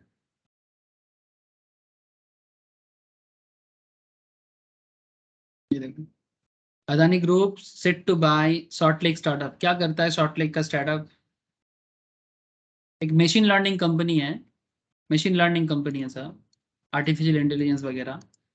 Boost the IT sector in the state. Adani Group looks at all by Salt Lake-based IT startup. Adani Enterprise Limited has entered into a definitive agreement of 100% stake in CBI Analytics and Consulting Service Private Limited, based in Sector 5 for an undisclosed valuation। अभी valuation नहीं पता है, ठीक है, but इस तरह से वो इन्वेस्ट करता है, ठीक है। तो ऐसे इन्वेस्टमेंट को क्या कहते हैं? ऐसे इन्वेस्टमेंट को वेंचर फंड कहते हैं या वेंचर कैपिटल फंड कहते हैं, ठीक है। Yield to call, the rate of return earned on a bond। Maturity date में एक बॉन्ड में जो रिटर्न आते हैं उसको यील्ड टू कॉल कहते हैं। जब आप लोग इंटरमीडिएट में आओगे सर, फाइनेंशियल मैनेजमेंट के अंदर ये सब कैलकुलेशन करना सीखेंगे। एंड देयर इज अनदर चीज, zero coupon bond. Zero coupon bond क्या होता है? कंपनी बॉन्ड इशू करता है, कंपनी बॉन्ड इशू करता है 100 का बॉन्ड को 90 में इशू करेगा और फिर बाद में 100 में आपको रिडीम करेगा। मतलब 100 का चीज 90 में देके फिर बाद में आपको 100 देना, मतलब 10 टका का आपका गेन होगा। कोई इंटरेस्ट नहीं रहता है। Zero coupon bond pays no annual interest but it sold at a discount below at par, thus providing compensation to investors in the form of capital appreciation. 90 में लो 100 में, मतलब इस तरह का एग्जाम्पल 80 भी हो सकता है, मैं जस्ट एग्जाम्पल के लिए 90 बोला। ठीक है, 100 का चीज 90 में देगा फिर बाद में 100 में रिटर्न करेगा। It's just like that. इसको बोलते हैं जीरो कूपन बॉन्ड। तो ये मैंने, अच्छा ट्रेडिंग सेशन क्या होता है? स्टॉक मार्केट इंडिया में 9:15 में स्टार्ट होता है और 3:30 तक चलता है daily, Monday to Friday except national holiday and Saturday Sunday.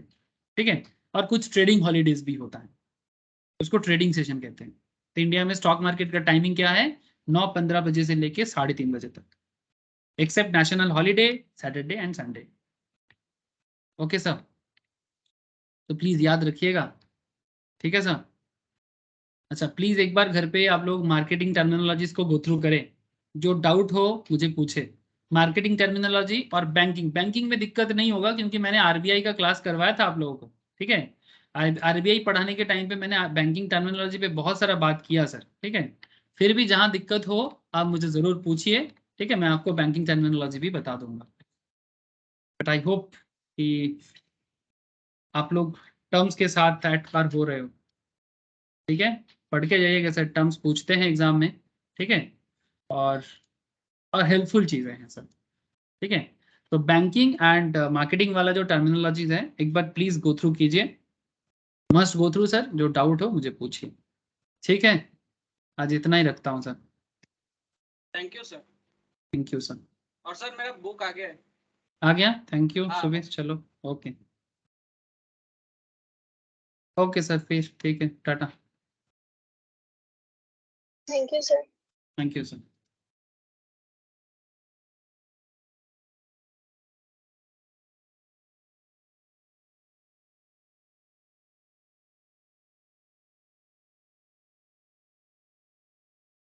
किसी बोल भी राज?